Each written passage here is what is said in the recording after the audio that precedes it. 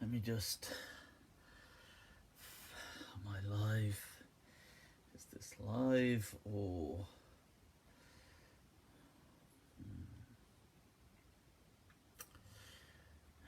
Alright, I take it we is live. Let me just share this, folks.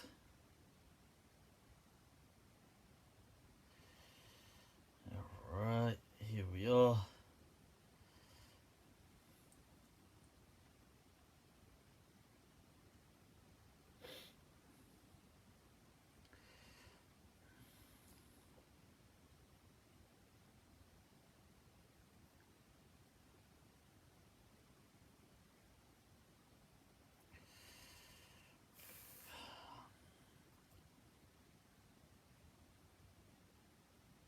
Alright. إن الحمد لله وكفاه والصلاة والسلام على رسوله المصطفى وعلى عباده الذين ارتضى ومن بهداهم اهتدى وبآثار أهل المدينة اقتفى وبعد فالسلام الله على القوم أهلا وسهلا بكم ومرحبا وحوانيين لايتس. Bienvenidos a todos, Bakher Ragale people, Khushamadid and Swagatam. Right, so somebody said, is that Khalid Abul Fadl's book? Oh, right, can you see that?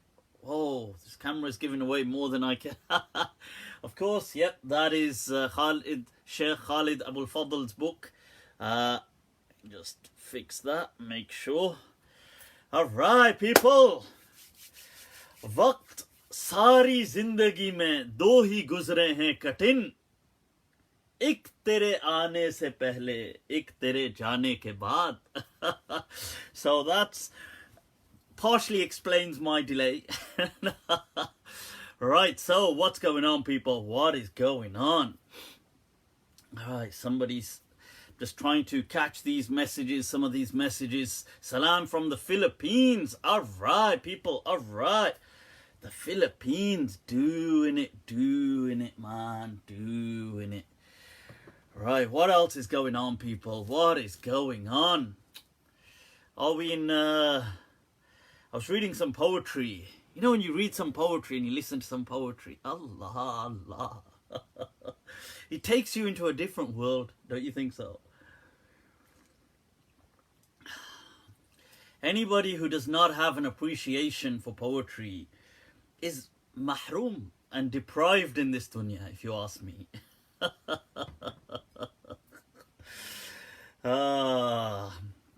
And some people, in the words of Jaun Elia Sahib, I was hearing one of his poems today,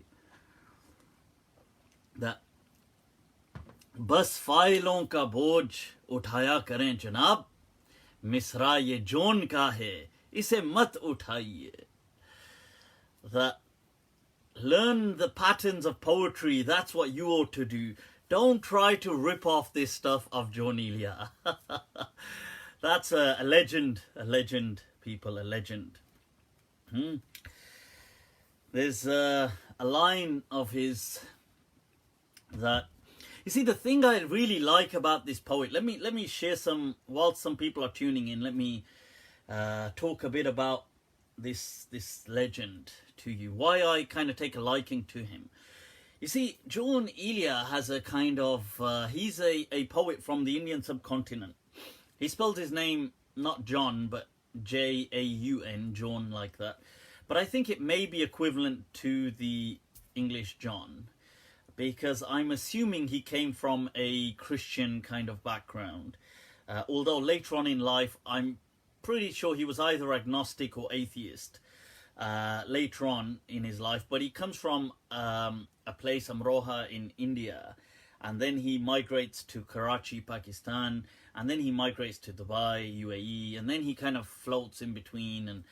And he passes his life in this state of, I don't know, like a wanderer, I guess. But he touches up on certain elements within his poetry that are just kind of brutal truths that normal poets don't dare touch up on. They don't dare. You see, for poets, quite often, they paint an amazing picture. So they may be describing something or somebody very beautiful, maybe kind of describing a woman or a, I don't know, some scenic kind of thing, and they may give illustrious words, and that's quite common for poets. They may be speaking of, I don't know, epics or things like this, but with Jaun, there's a whole, there's a very kind of, there's a reality that's all too real and a bit too dark sometimes, and almost a very self-destructive nature about him that resonates with a lot of his fans. And a lot of people who are really, they infatuated by him. This kind of loneliness, I guess, that he has that echoes from his words. So the way he says things like, he'll have, you know, lines like, "Bas ek hi fan seeka hai humne, jise miliye use khafa kijiye," that I've only really mastered one skill, and that is whosoever you meet, leave them upset or disheartened. Things like this is whole kind of, it's very, it has a tragedy, but which is so real in the real world.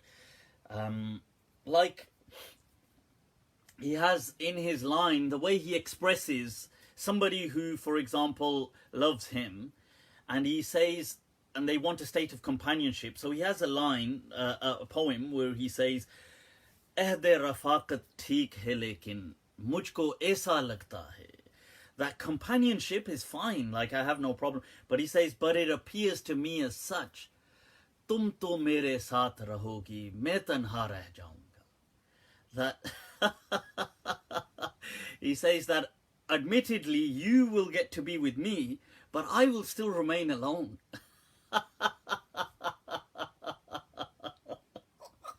There is just a brutal reality sometimes to his words that are so, wow, they're epic. And he has this line in which he really brings home a sense of tragedy. I'll share this with you. He says that, "Baat tere jaane jaan, dil mein raha ajab sama, yaad rahi teri yahan, phir teri yaad bhi gayi." You know, I laugh at it, but it's so tragic. He's saying in this poem that after you'd left, like you'd gone for good, he says that there was a strange atmosphere within my heart. That this, like in my heart, this is where your memories resided. That this is where they lived, in my heart. And then eventually they too left. And you see, that is so interesting that seldom will you see a poet touch up on things like this, that the true tragedy wasn't even the loss, but it was the state of indifference. It was the state that even the sad memories will dissipate and disappear. And that was the true sense of loss. Amazing, very profound. There's that line actually reminds me of, there's a line, a similar poem by Abul Atahiya, the Arab poet, who says, who's often just known for his very ascetic, very hermit kind of lifestyle. It gets a bit boring sometimes, but he has a line like that where he says, "Sayu'radu an dhikri wa tunsa mawaddati wa yahdithu ba'di lil khalili khalilu." That he says eventually even my, let alone my love, like he says, that will, people will move away from me, but even my memories will be forgotten. And those to whom I was beloved, somebody else will be beloved to them. But in these words, he captures a tragedy that is so real. Anyway, with these words, let's commence, people, let's commence. Right. Omar Khayyam, if you're looking for tragedy, Allah. I'll check out Omar Khayyam. But I find some words in certain people like Jaun Elia and people like this very, just so gripping. I must say, I do find them very incredibly gripping. But nevertheless, let's... do you feel that to become a great scholar you should know Urdu? Urdu? No, I mean, it's not necessary to become a great scholar, but it has some amazing poetry. And as a bonus, you can always appreciate Bollywood. Somebody just said they had a daughter. Mabruk, Mabruk, Barakallahu fiha wa fikum. And, may Allah bless you all. Likewise, anybody else who's celebrating certain things. Nick Hobbs has asked, do you enjoy any English poetry? It's interesting because... not much, but maybe occasionally. I haven't read much poetry in English. I've not found it to really strike a chord with me. I don't know. I feel that in the English-speaking world, that poetry isn't such a core part of the culture, and I don't like freestyle poetry. That's just me. To me, that is second and third class. For me, poetry must be upon meters and scales. Everything else is simply... other things are... they're prose. It's nice. You can appreciate it. In English, I tell you what I do like are sometimes dialogues. And sometimes, like you get one-liners or quotes. Certain quotes are epic in English, I feel. But poetry, I don't feel it does as... It's like in Urdu, I don't feel quotes are as powerful as they are in English. Just regular quotes that you get. But I feel the poetry in Urdu is very epic. But that's me, I guess. I guess you've never heard of Tupac Shakur. I have heard of Tupac.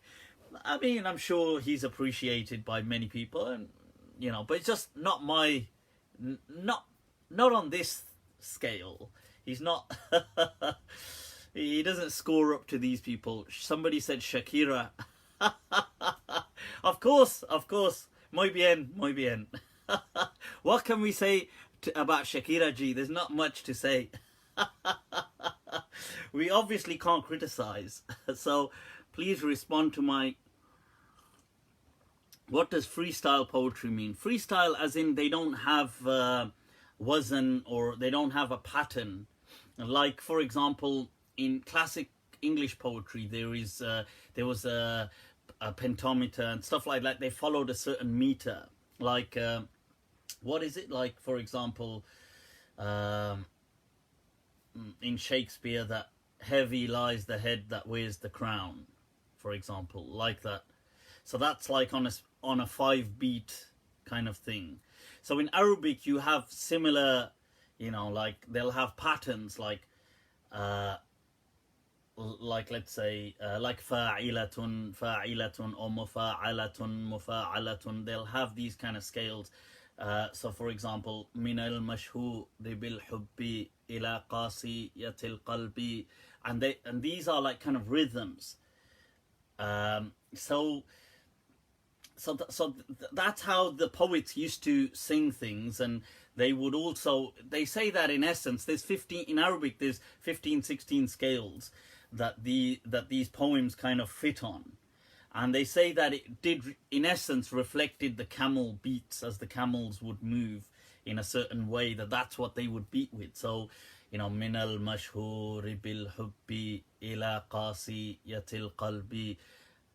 Salamullahi dhil arshi ala wajhi ya hubbi. And so like this, they had a beat that would help them remember the poem. In Urdu, you have scales as well. So, but in recent times, we have some people, like in English, they don't follow the scales anymore like Shakespeare did, or people like, they just say, it's a spoken word, like, it's just freestyle, like they'll just say something and they'll call it a poem. Oh, so beautiful is this and that, and they'll just say something, and it doesn't have to follow a pattern, and people do that in Arabic as well now, and I find that just non-impressive. That's me, I guess. So let's How is the Quran style different from poetry? The Quran is not poetry. Like, it has a rhythm to it, I guess, but it doesn't fit on any of the scales of poetry. So I guess today, because in English we're so used to poetry not having rhythms, so to us it may be difficult to differentiate why isn't the Quran poetry then.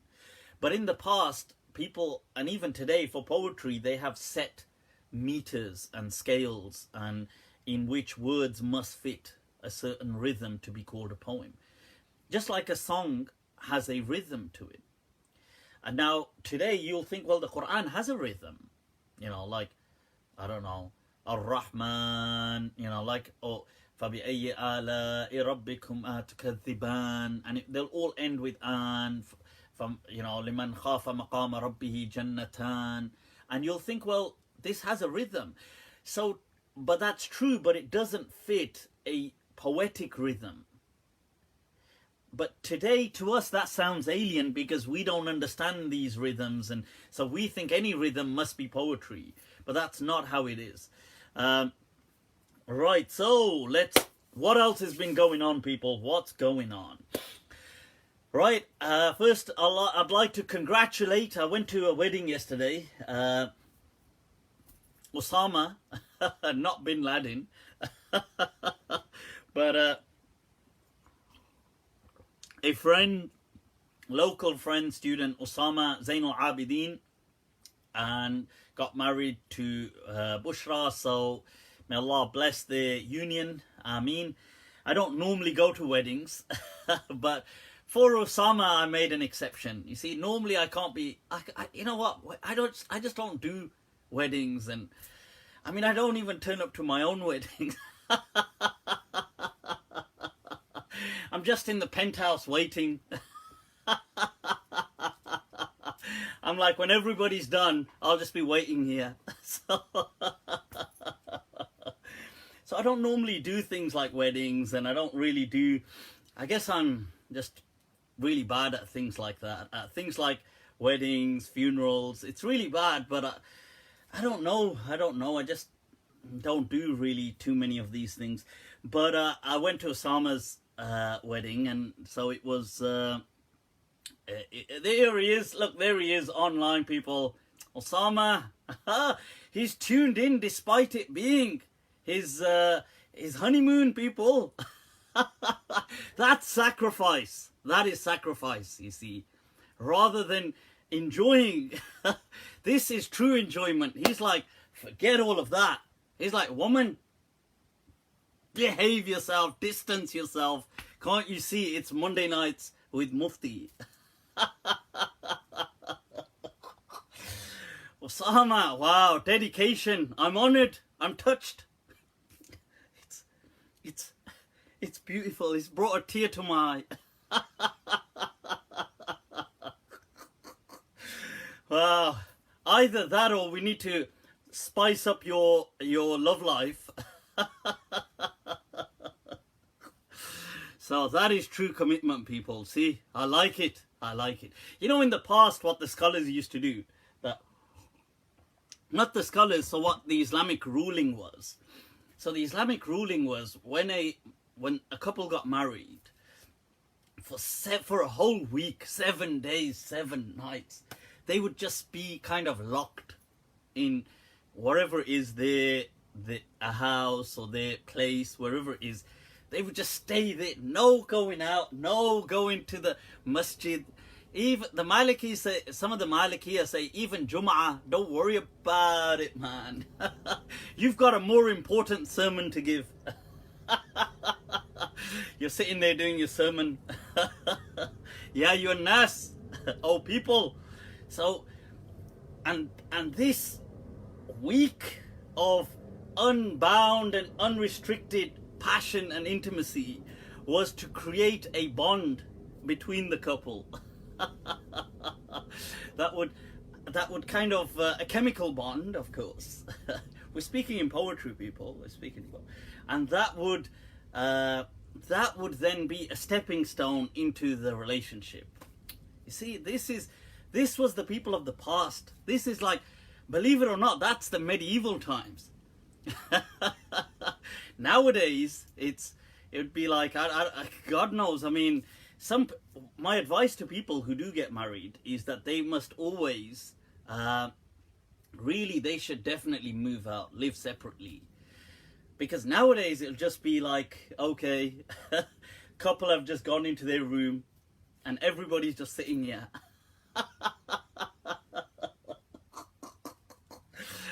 And the couple are probably thinking like, God, are people not going to go to sleep today? Or we need, right, okay, we can't have any, this must be on mute.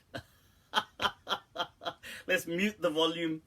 And everybody, it must just be so awkward, everything. So, and then that ruins the early, you see, this is the stepping stone into the relationship.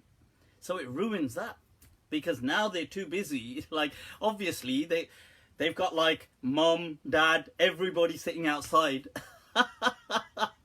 You can't, it's hardly, you don't want to really hear screams or anything coming out of that room.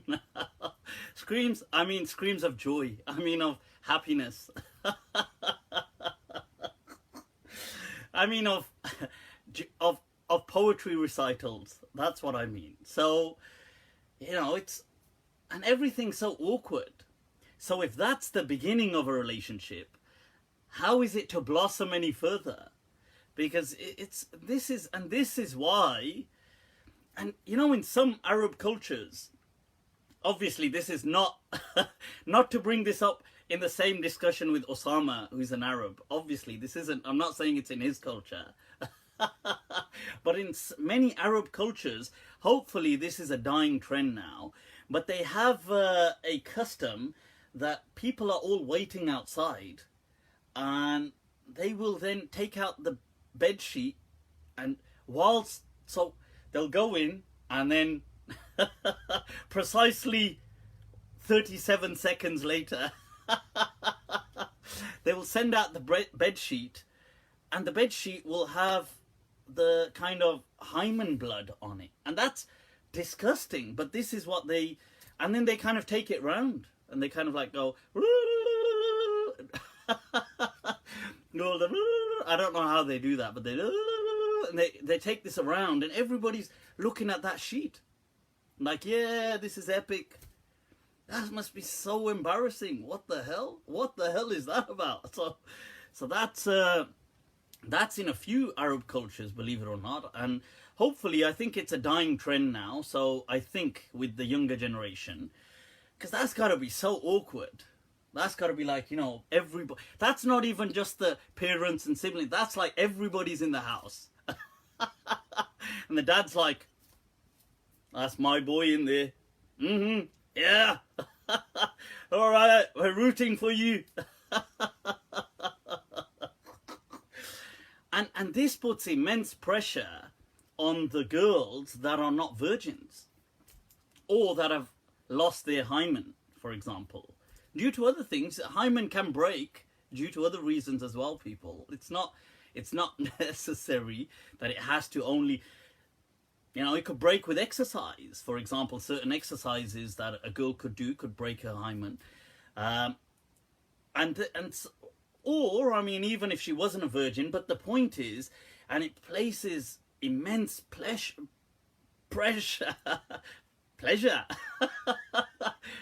I was saying pressure, people, pressure. Behave, naughty. So this is, so it places immense pressure on the couple. And then sometimes there's crazy stuff, like they'll divorce the girl if she's not a virgin, or sometimes they'll, and you'll hear stories of people sometimes will place other blood, like they'll cut themselves and put blood just to show to the people that she was and then sometimes you'll get women that will undergo kind of hymen surgery to replace an artificial hymen for things like this. It's crazy. The world, people, what is going on? What is going on with this ummah? Right? So we need to seriously get a grip. Right? So, well, that's what's going on with some of the customs. What else is going on in the world, people? What else? Well, what's going down with this Khashoggi thing, or Khashoggi? A few ways to pronounce his name. Right, somebody just said ketchup. They spill ketchup, and they end up spilling, like, what is it, brown sauce instead, like HP. Mayonnaise. All right, that's enough. Everybody would be like, what the hell is going on in there? You know, but in a way, I guess they should do that to kind of embarrass everybody. That, what the hell are you doing? They should just go in there and blast some really loud sounds, and just to embarrass the hell out of everyone outside. Say, well, it serves you right. What on earth are you guys doing here, for God's sake? Anyway, let's focus, people. Let's focus. Everybody's so distracted, right? So, well, right. What's going on with what's going on with this Khashoggi incident? Right. So, those of you that know, there's a journalist. This is what we know. So, there's this journalist, Khashoggi. Some people pronounce it Khashoggi and Khashoggi as well. I'm not sure exactly. I've seen the Arabic and it seems to be Khashoggi, like that.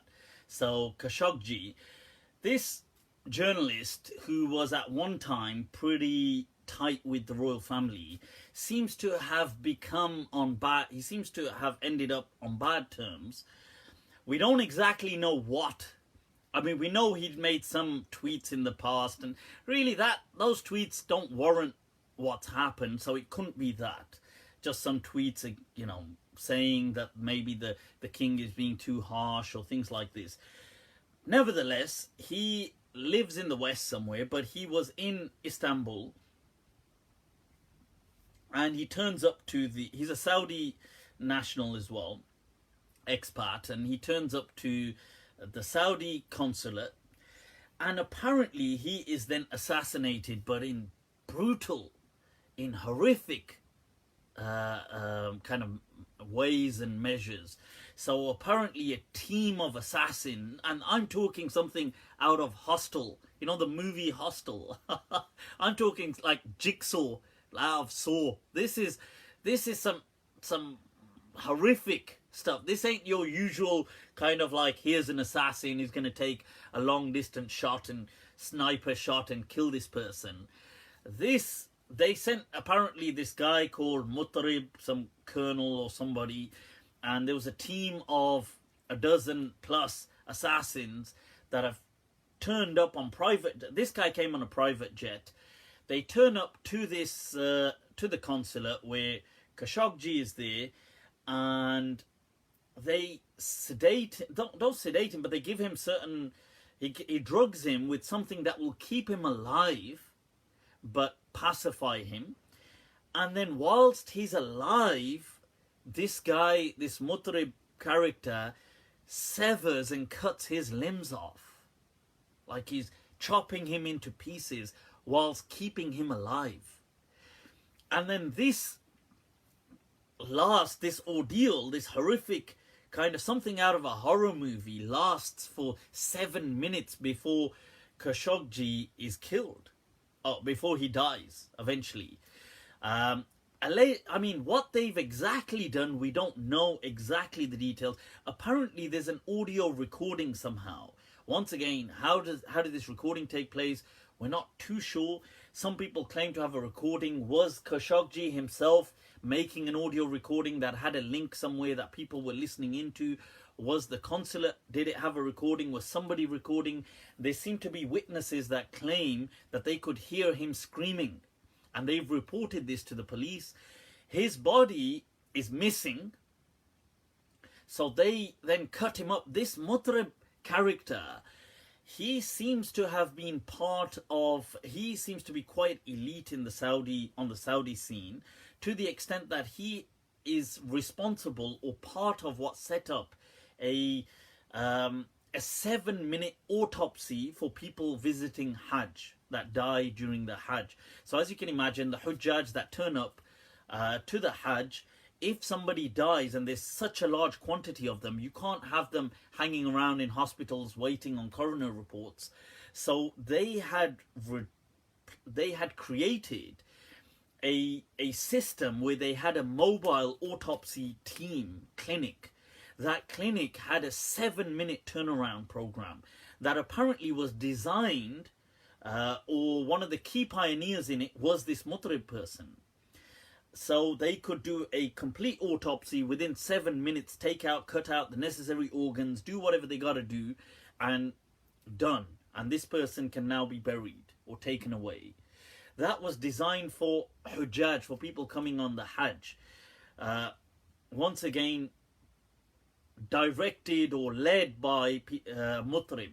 Now, Mutrib is the person that flies in. He's seen as landing on a private jet in Istanbul. He's the person who turns up to the consulate. He's the person who's allegedly on this recording, drugging and then killing Khashoggi in a 7-minute ordeal as well. So there's great parallels, and doing so in a horrific way.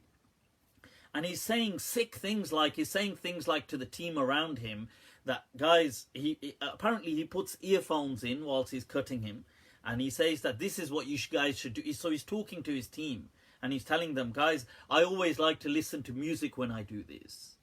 And he's kind of just like in a movie, people, this is like some jigsaw stuff going on. This is Saw on that scale in real time. That's what it is. This is Hostel, people. That's what we're looking at now. That kind of horror genre in reality.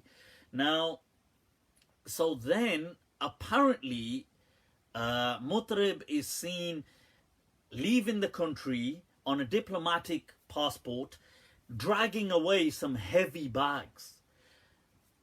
Did they contain the dismembered body parts of Khashoggi?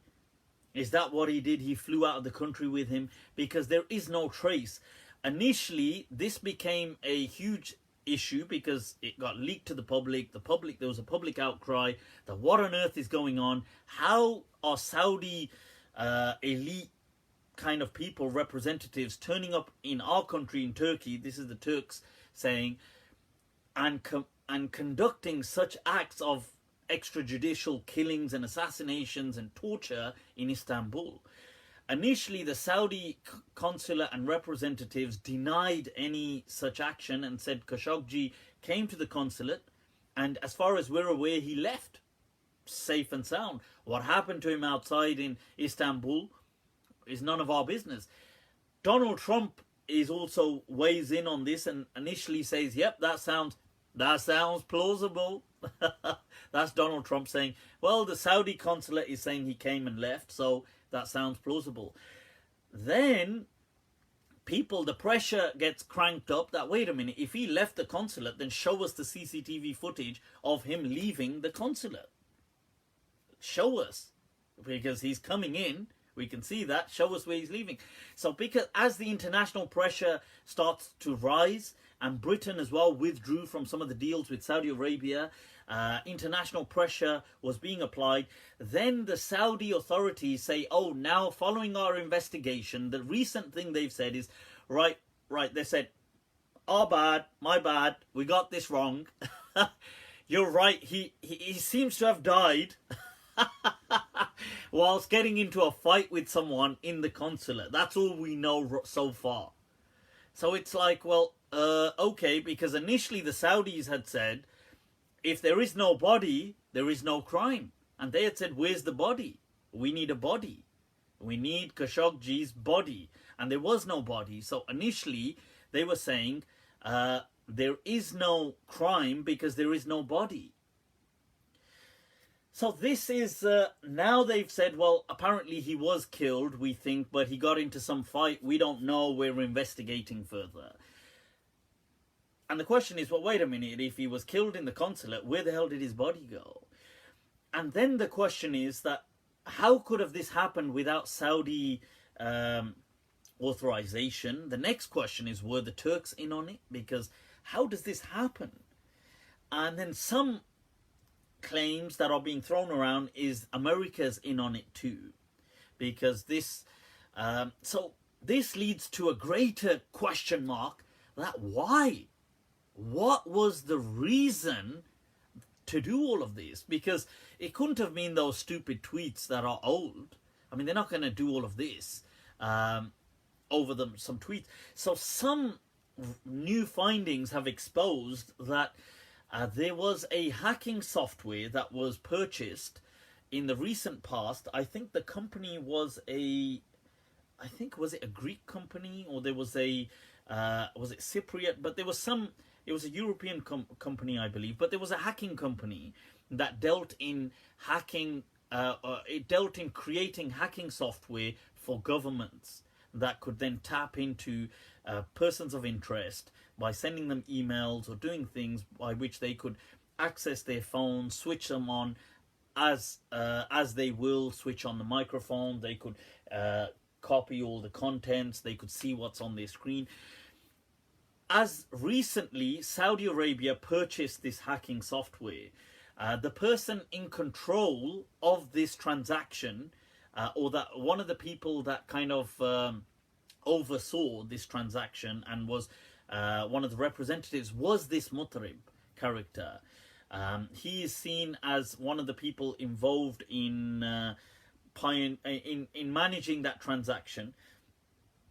The question then was, using this software, this is now speculation, did the Saudis uncover something that Khashoggi was doing on his phone? Was he about to reveal something? He was a journalist. Was he working on something that they uncovered that would have been massively problematic? Therefore, they dispatched an assassin team to assassinate him and torture him. I mean, because the torture as well, I mean, one is to assassinate him, but one is the way they did it in such a brutal... It obviously was to teach a lesson at the same time to other people that maybe that will come to learn of this, to say, well, you guys, this is an example that we're setting. So what was all of this about?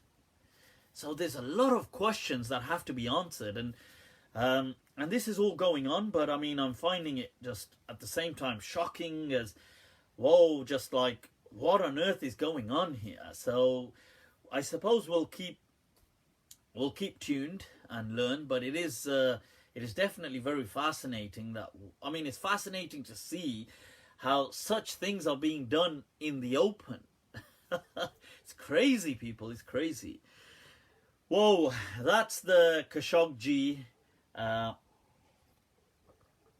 Saudi did it. US gave them help beforehand. Don't know why Turkey would.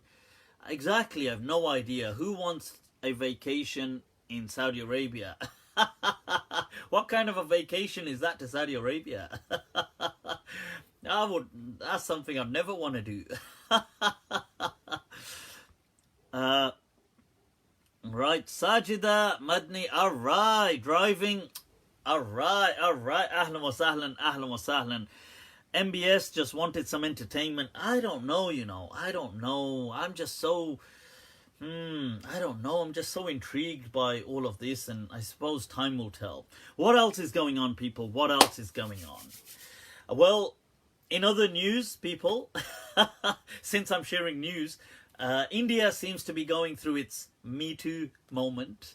There's a whole hype going on right now with hashtag #MeToo going on in Bollywood and the whole Indian, that kind of, their entertainment industry. So what are our thoughts on some of this? Hashtag #MeToo. I don't know, because I'm very kind of skeptical of this whole Me Too, and I'm not very keen on this kind of thing. Let me make it clear, I'm categorically against abuse. But what I see in this Me Too, I want you to hear me out in case the feminazis kind of decide to go, they decide to say, okay, Colonel Mutrib, dispatch. We're sending you to Birmingham. And then the next thing you know, I'm here in my library. I'm like, yeah, I really need that arm. If you don't, can you change that music as well? I don't really like that music. Can you show me the bag you're going to carry me in? I just want to know whether... Right, so if you... Well, these are my thoughts on this. I feel that, look, this Me Too thing, I feel it's a class thing. Right? I don't feel it's about justice. And I don't feel it's about protecting women's rights. I feel it's just a class thing that nobody really cares about the abuse going on. They only care when it happens to certain people of a certain class.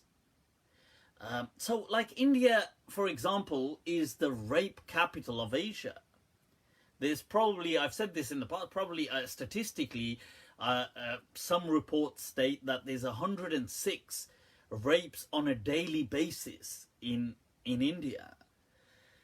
Nobody seems to really care. Nobody does anything. You know, they don't care, like, because it's the lower classes.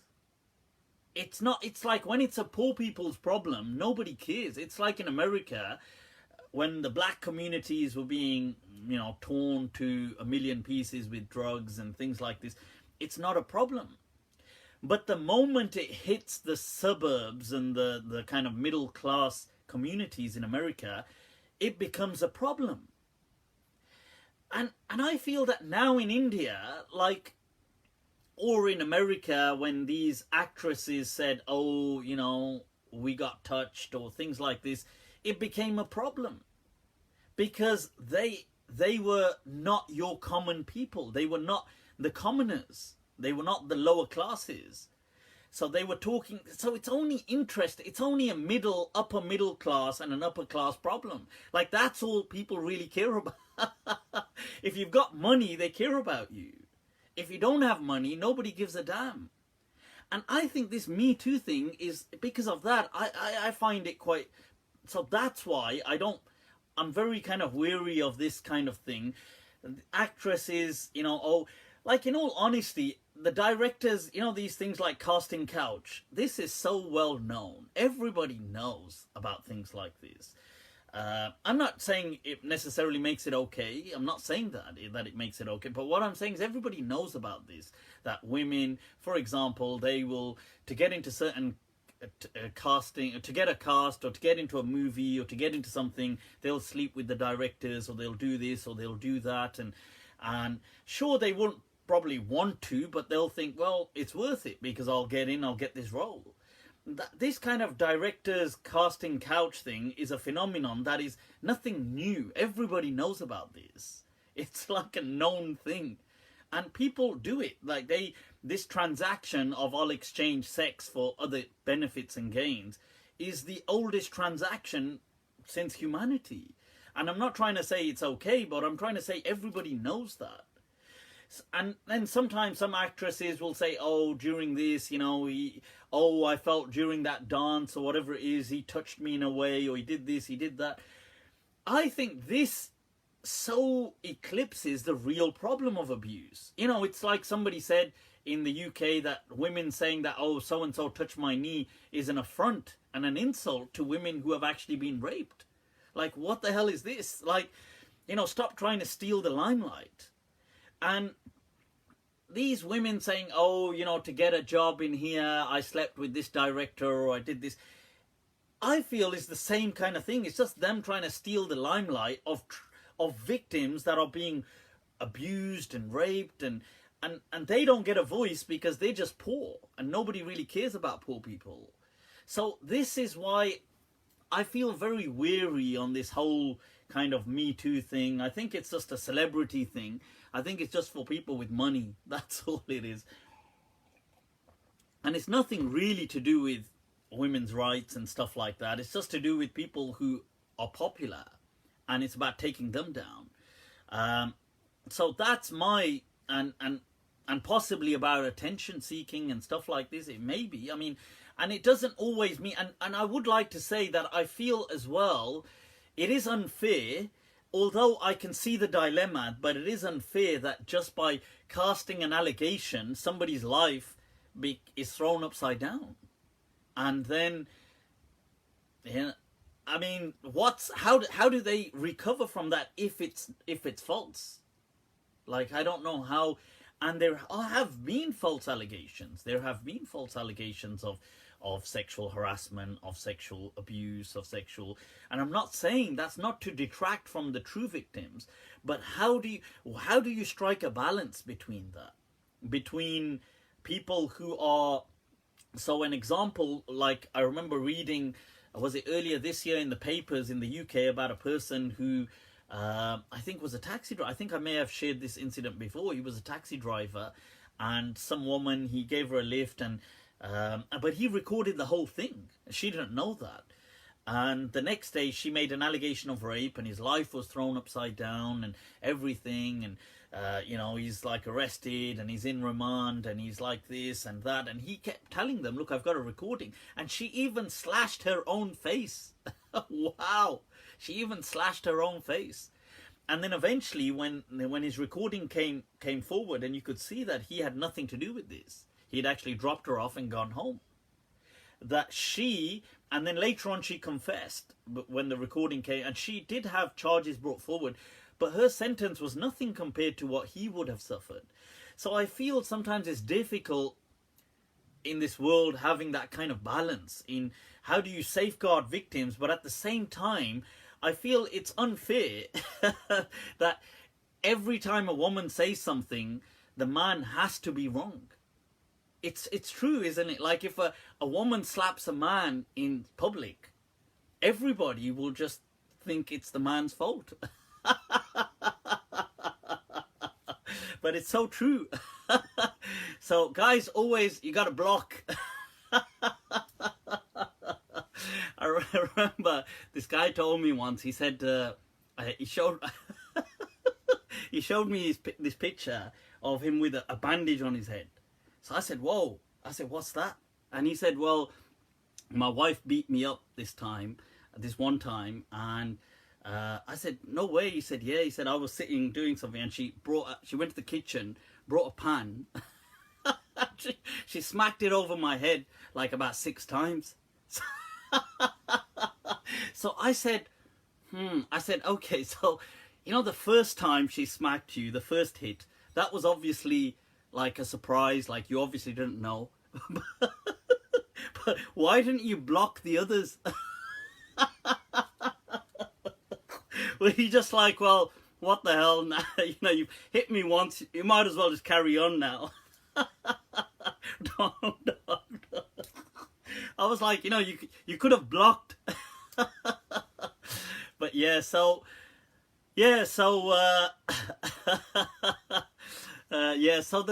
my point anyway coming here is, it is true that if a woman slaps a man in public, it's unanimously the man's fault.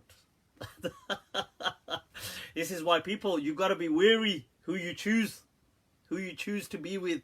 Okay, so I just think, and in light of that, there is recently I've seen something going online about Imam Zia and from America, and from what I know of Imam Zia, of my kind of knowing of him, that he's a great person, very humble. I'm aware that he's done very good work in America. Sure, I mean, that doesn't mean, to be fair, I accept that doesn't mean that people are not capable. Everybody's capable of doing something. But in all honesty, I read a post the other day, and the reason I'm saying this is because it's already so public, that some girl said, I mean, look, these allegations, I mean, these are all public, and everybody's discussing them, so it's no harm in commenting on them. That she's saying, well, he used to support me and counsel me, but once I turned 18, he proposed marriage, and I didn't know, so I accepted, and I don't know what to do, and these kind of claims. He, like so-and-so called me to a hotel. I thought I was going to a hotel for just a conversation. What kind of conversations go down in hotel rooms, yeah? Why don't I get invited to these conversations? Can we have a group chat here?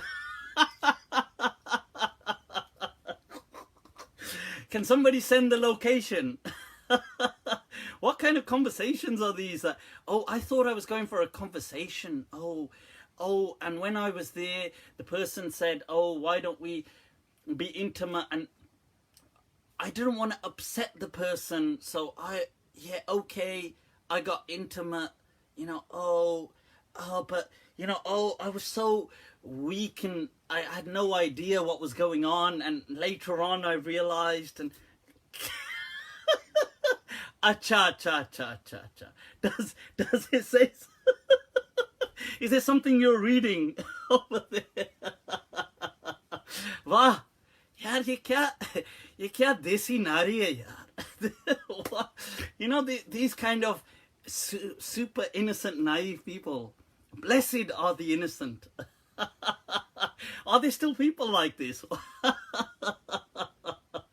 Come on, get real. Get a grip of yourself. Do you seriously expect anybody listening to this to believe this story? Like, you had no idea. Oh, you poor thing. You had no idea. I mean, when you got intimate, you didn't even know what this was. Oh, okay. So this is what I mean, the kind of ridiculous stuff that is being thrown around. Throwing a whole person, look, what people do, what I'm trying to say is that one is clear abuse. Abuse is abuse, categorically unacceptable, haram, condemned. And people, if they do things like that, it should be reported and they should be investigated and serve the consequences. And I support any victims, but that is abuse. This kind of stuff, like, a relationship that later on you don't feel so happy about, that is not abuse. I get it. I'll have a relationship with somebody, but now thinking about it, now I don't get that kind of attention, so I'm just going to say, well, I don't know what I was doing, and I'm so naive, and I'm so... Get a grip of yourself. You can't have it both ways. You can't have it like this is what I think the dilemma of some modern day kind of, some women, that they will say, look, on one hand, we are super independent and we are very capable. Don't treat us like we're inferior. We are just as capable. There's gender equality. And I agree with that. They are just as capable. They deserve there should be no disparity in genders. Women should have equal opportunities in everything. I fully support that. On the other hand, they'll say, when a man will speak to me, I'll become so incapacitated. I don't have no akal left, and I didn't even know what was happening. I'm so innocent and naive.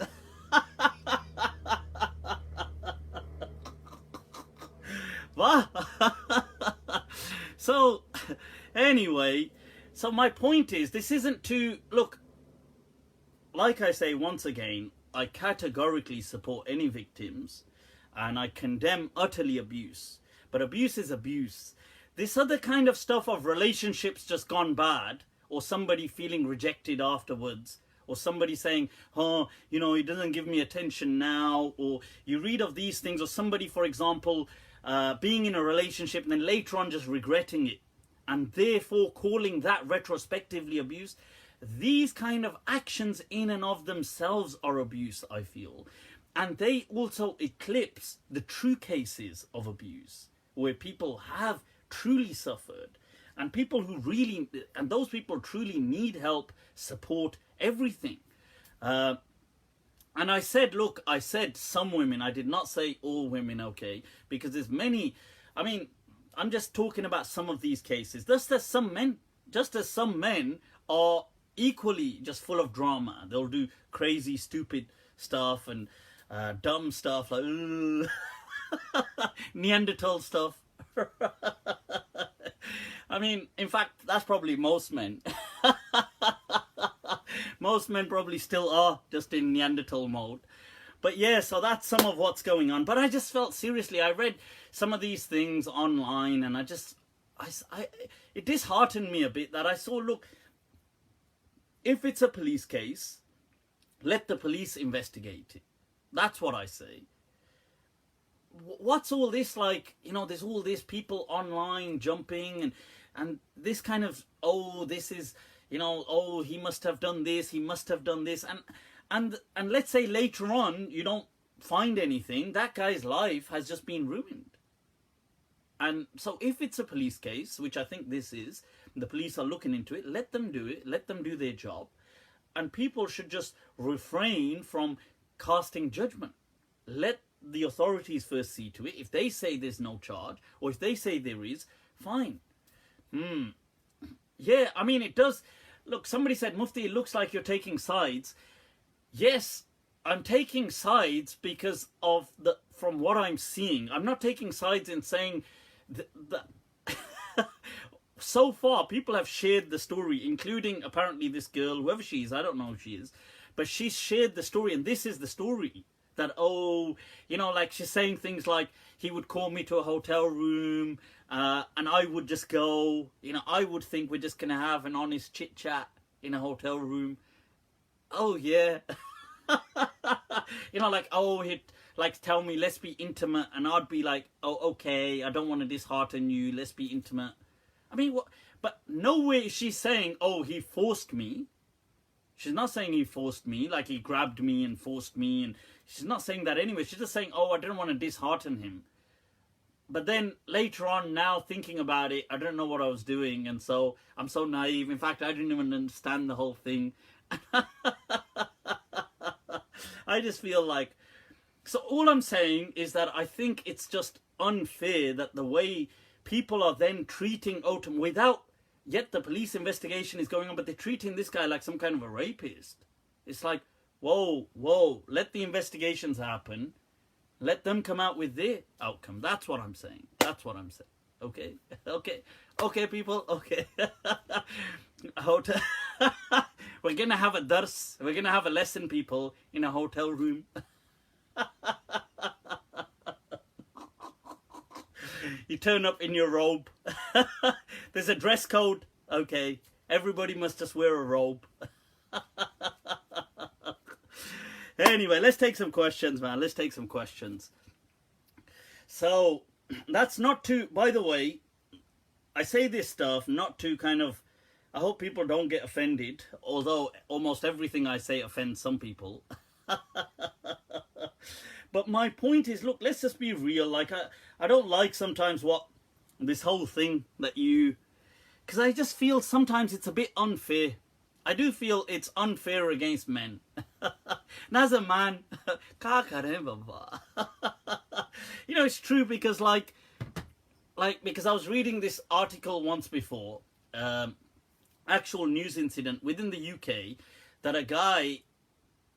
I mean, okay, in that case, I don't, you know, there's some details, and I suppose they could confess to that later, but it brought up an issue, because in this particular incident, this guy was having sex with his wife as she was passed out. And in this particular incident, I think he recorded it or something on a phone, and I think like a year later she saw it or something, but there had been several incidents like this. So she told him, and he went and reported this himself to the police. And they said, mashallah, swagatam, this way. And they went straight, I think he got like a 10-year sentence or something. But my point was, it brought up a discussion that what is consent? Like, let's say, because it brought up a discussion that, let's say, if a person is married. Now, let's say if a person sleeps in the same bed, if he snuggles up to his wife and holds her or touches her and she's asleep, technically he doesn't have consent. And she could do the same thing. I mean, she doesn't have consent to touch. I mean, at what point do people draw the line? Like, I mean, it becomes... And I just feel that it's unfair in many ways towards men. I just feel that. That's I suppose, my sentiment. People don't need to agree. There was a case this year. This one's a bit graphic, people, so parental advisory. I mean, my whole thing is live and unrestricted. But there was a case within the UK that during sexual intercourse, during actual sex that a couple were having, or two people were having, man and woman, not gay, but during this, this case, right guys, this is a bit graphic, so those of you aim for the faint-hearted. I mean, it's not that shocking, but still, it's so. But during sex, he had inserted his thumb in her rectum during sex.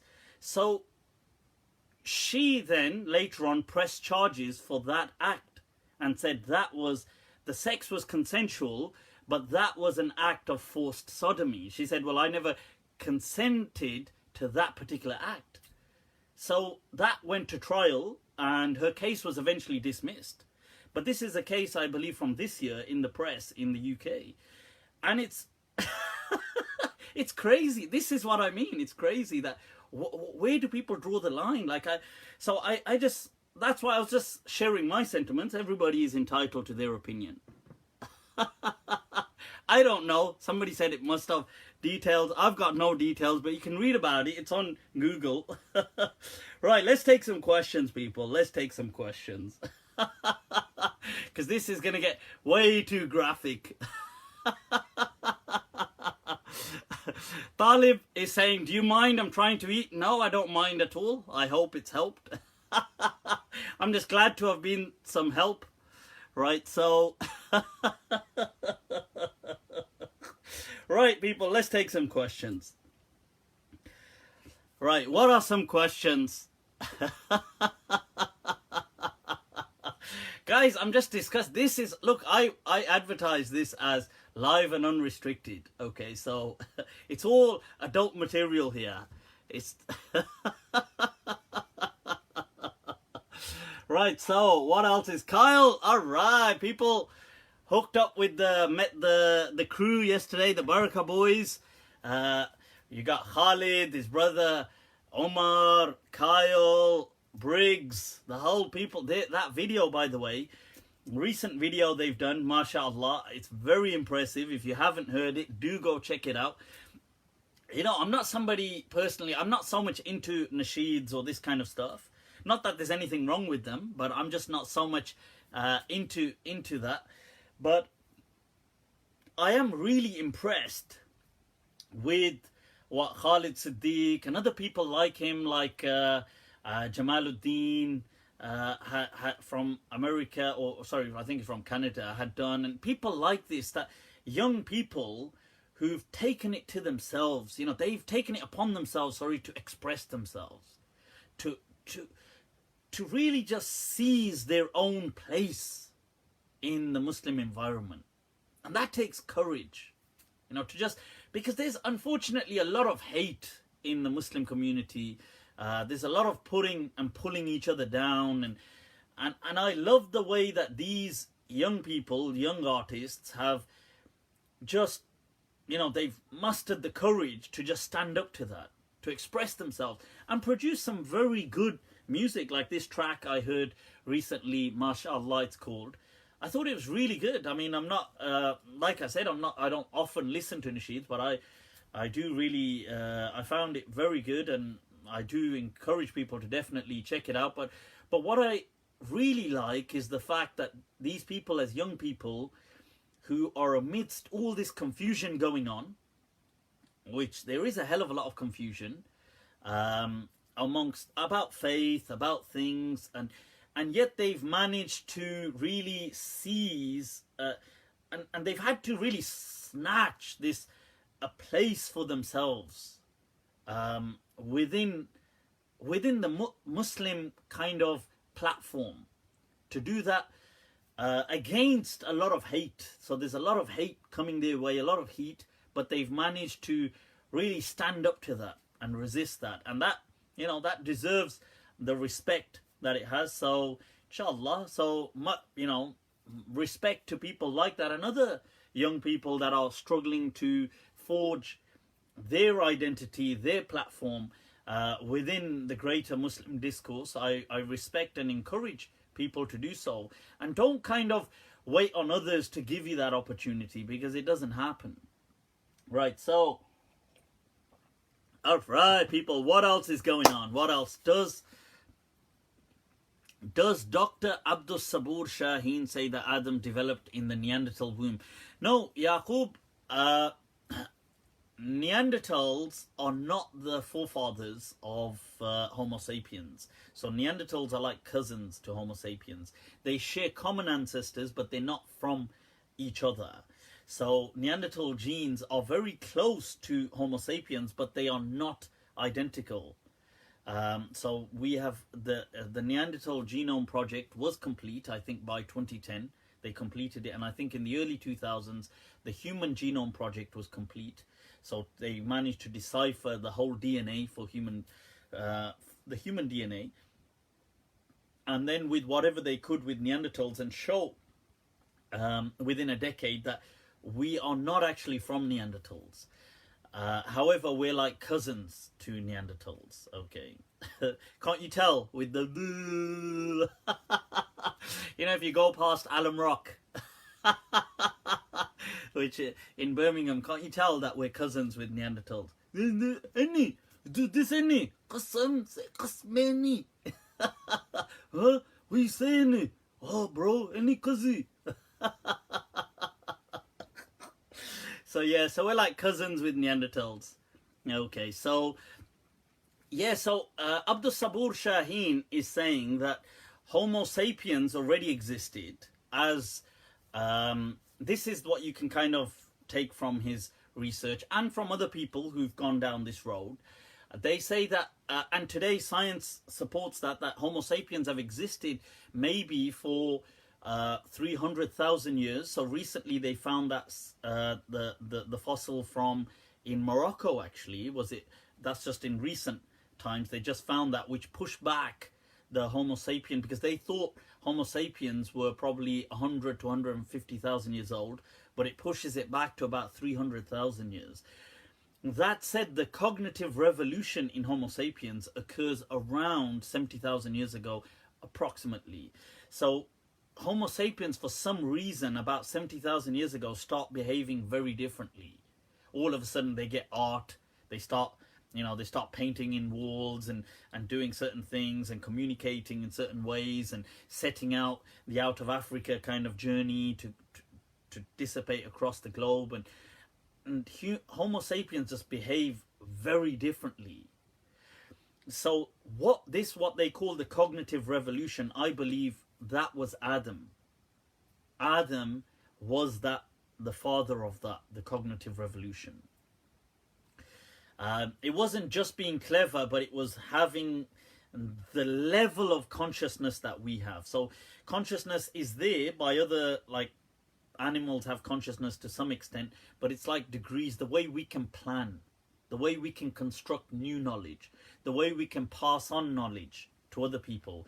So in fact, there's a very good book, actually, people, a very interesting book called The Illusion of Knowledge.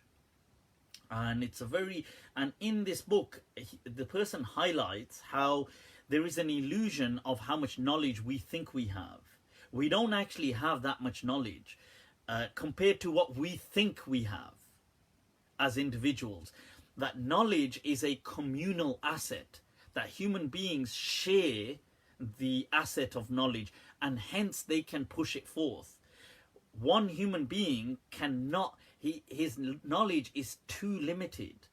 So as an example, in the book, the author highlights that there isn't a single human being alive today that has complete knowledge of like a Boeing jet, an aeroplane. Not a single human being has absolute technical knowledge of the entirety of a Boeing aeroplane.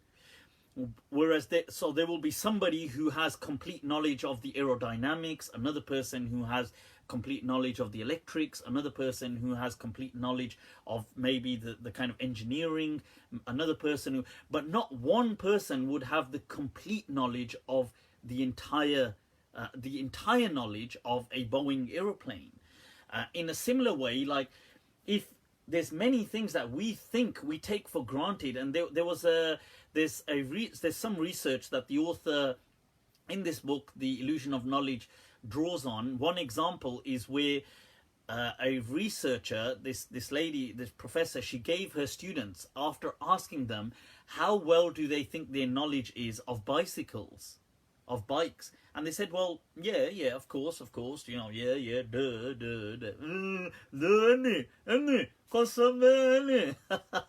So what she did is she gave them all a piece of paper that had certain structures of a bicycle that was incomplete. So it just had like the handles, and it just had some, and she asked them, can you draw the rest? Can you complete the bike in its picture? Can you draw, even if it doesn't have to be very artistic, but just draw it.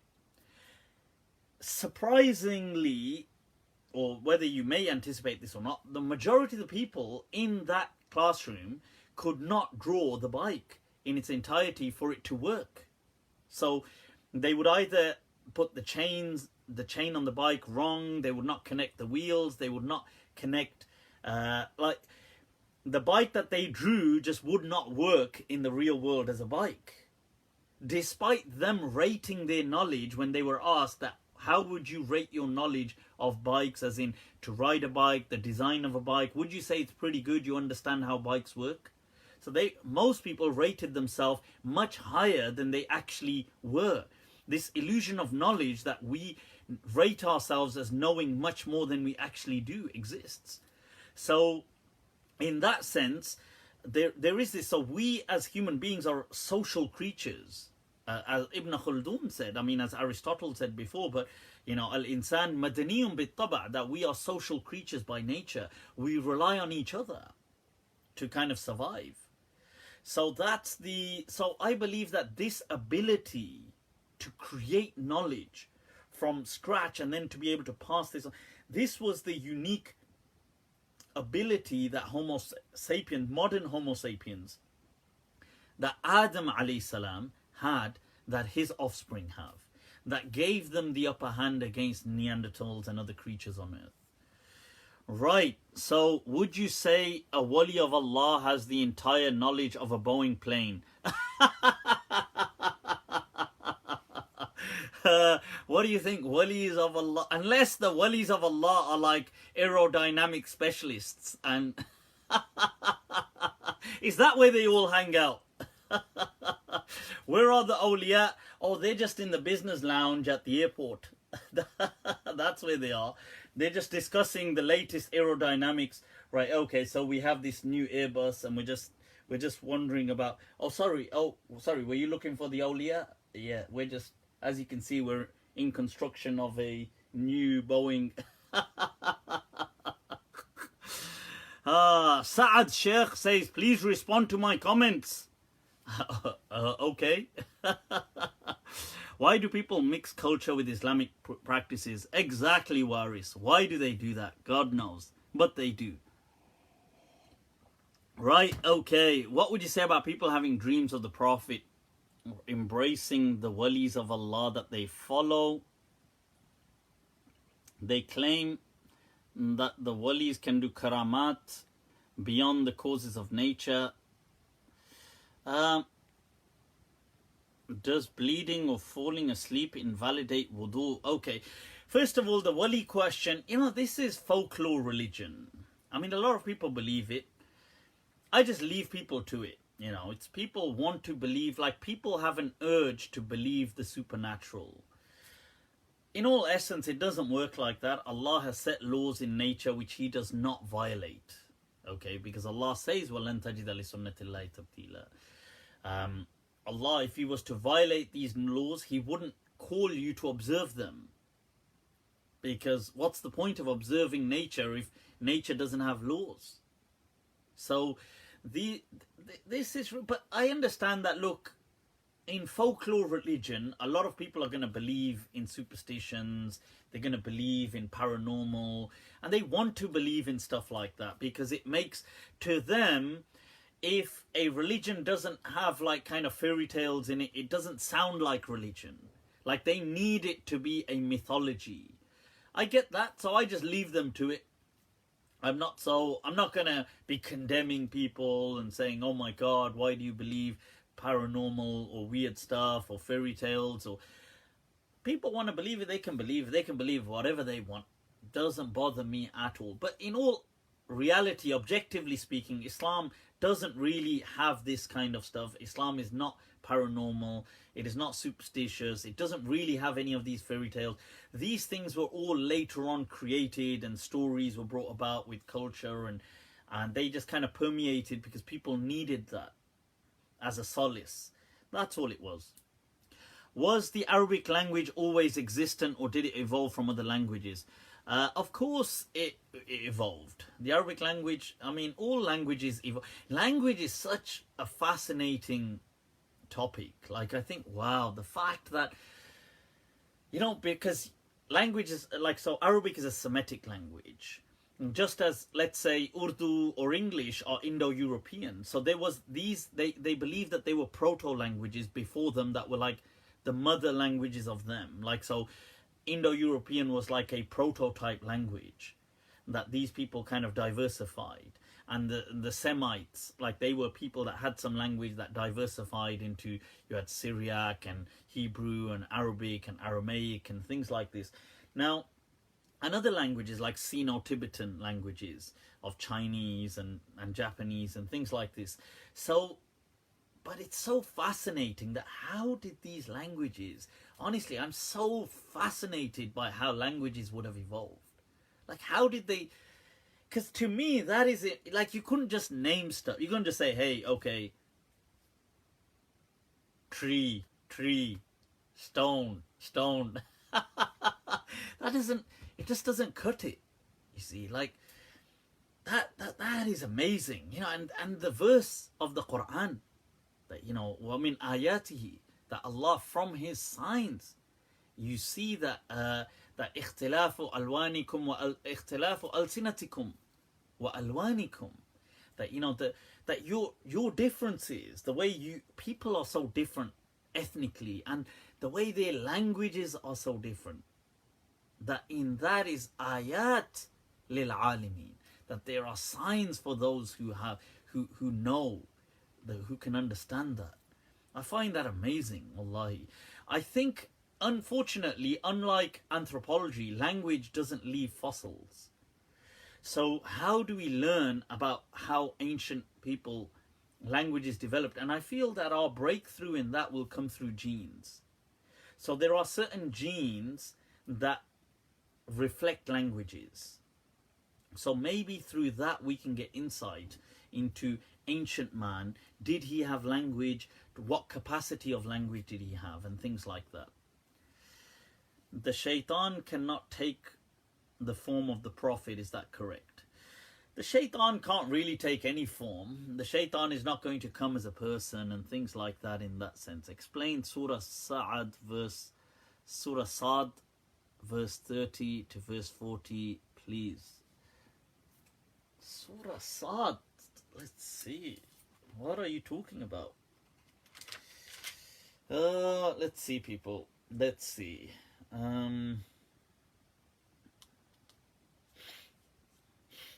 Okay. Right, let's see if we can. What is this question?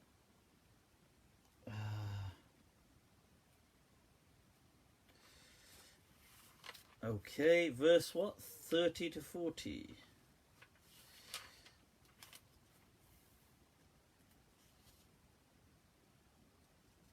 Oh, the whole.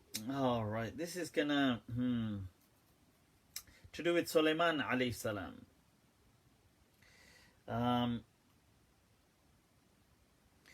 Yeah, I did say that I was going to go through this in much more detail. What I wanted to do was also include some of the tafasir of the classic and contemporary scholars on it. Right, so I didn't get round to going through the tafasir, but the verses in general, just so people know what we're speaking about. There's some controversial tafasir around this verse that Sulaiman alayhi salam. I mean, the verse preceding it is وَوَهَبْنَا لِدَاوُودَ سُلَيْمَانَ ni'mal abd innahu awwab, that this is speaking about Solomon, the son of David. إِذْ أُرِضَ عَلَيْهِ بِالْعَشِيِّ الصَّافِنَاتُ الْجِيَادُ. Now the issue here is that when he was presented with these things, what were these things? Now many people have said these were the horses, that he was shown certain horses, but other people have disagreed. What was this thing that was presented to him? It just says these fine, outstanding kind of, but it mentions in the feminine form, but it doesn't exactly say what they were. People have understood from it that it's talking about horses, but it doesn't say that. And then it says فَقَالَ إِنِّي أَحْبَبْتُ حُبَّ الْخَيْرِ عَنْ ذِكْرِ رَبِّي حَتَّى تَوَارَتْ بِالْحِجَابِ. Now this is once again a verse that is ambiguous, because he is saying, oh, I loved possession, like loved these things, whatever these things were, this goodness, the love of these things, over the remembrance of my Lord, until it hid away from him. Now once again, there's a lot of it and he and the thing, and it doesn't say what they were. So some people here say, oh, he got so distracted by the horses, and some people say no, the other things, and some people say he missed Asr Salah, and some people say it hid away, meant the sun hid away and went into sunset, and some people say no, the horses, and some people say this. So there's a lot of ambiguous language in this verse, in these verses, and it says, he says that rudduha alayya, that bring them back to me. فَطَفِقَ مَسْحًا بِالسُّوقِ وَالْأَعْنَاقِ, and then he began to wipe over, like as in, and this is why people feel it was horses, and he was wiping over the kind of mane, and he was kind of like stroking them, and he was so fascinated by. Not everybody agrees that he's talking about horses here. And it mentions وَلَقَدْ فَتَنَّا سُلَيْمَانَ وَأَلْقَيْنَا عَلَى كُرْسِيِّهِ جَسَدًا ثُمَّ أَنَابَ. Now this verse, once again, ambiguous, and it's caused a lot of problems amongst Mufassirin, because it says we tried and he was tested, and one of the tests was that he found a body on his throne. Now the question is, it doesn't go on to explain.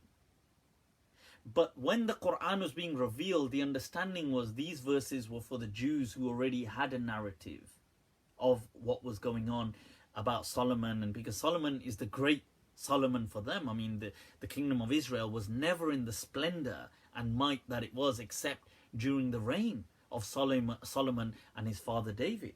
Now, so it then says, he then seeks repentance and says, قَالَ رَبِّ اغْفِرْ لِي وَهَبْ لِي مُلْكًا لَا يَنْبَغِي لِأَحَدٍ مِّن بَعْدِي إِنَّكَ أَنْتَ الْوَهَّابِ.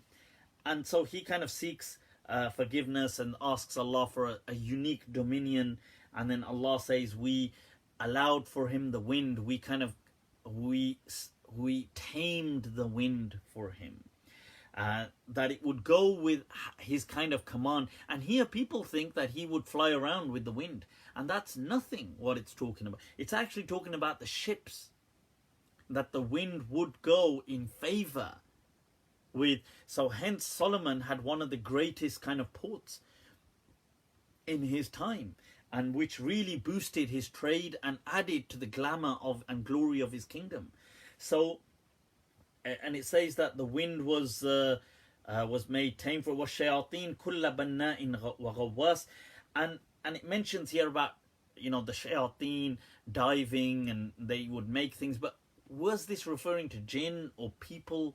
Once again, some difference of opinion, and how he had certain people tied up in chains, as in he had dominion over them and ruled them, and هَذَا أَطَاؤُنَا, and this is our granting. Allah says فَمْنُنْ أَوْ أَمْسِكْ بِغَيْرِ حِسَابٍ.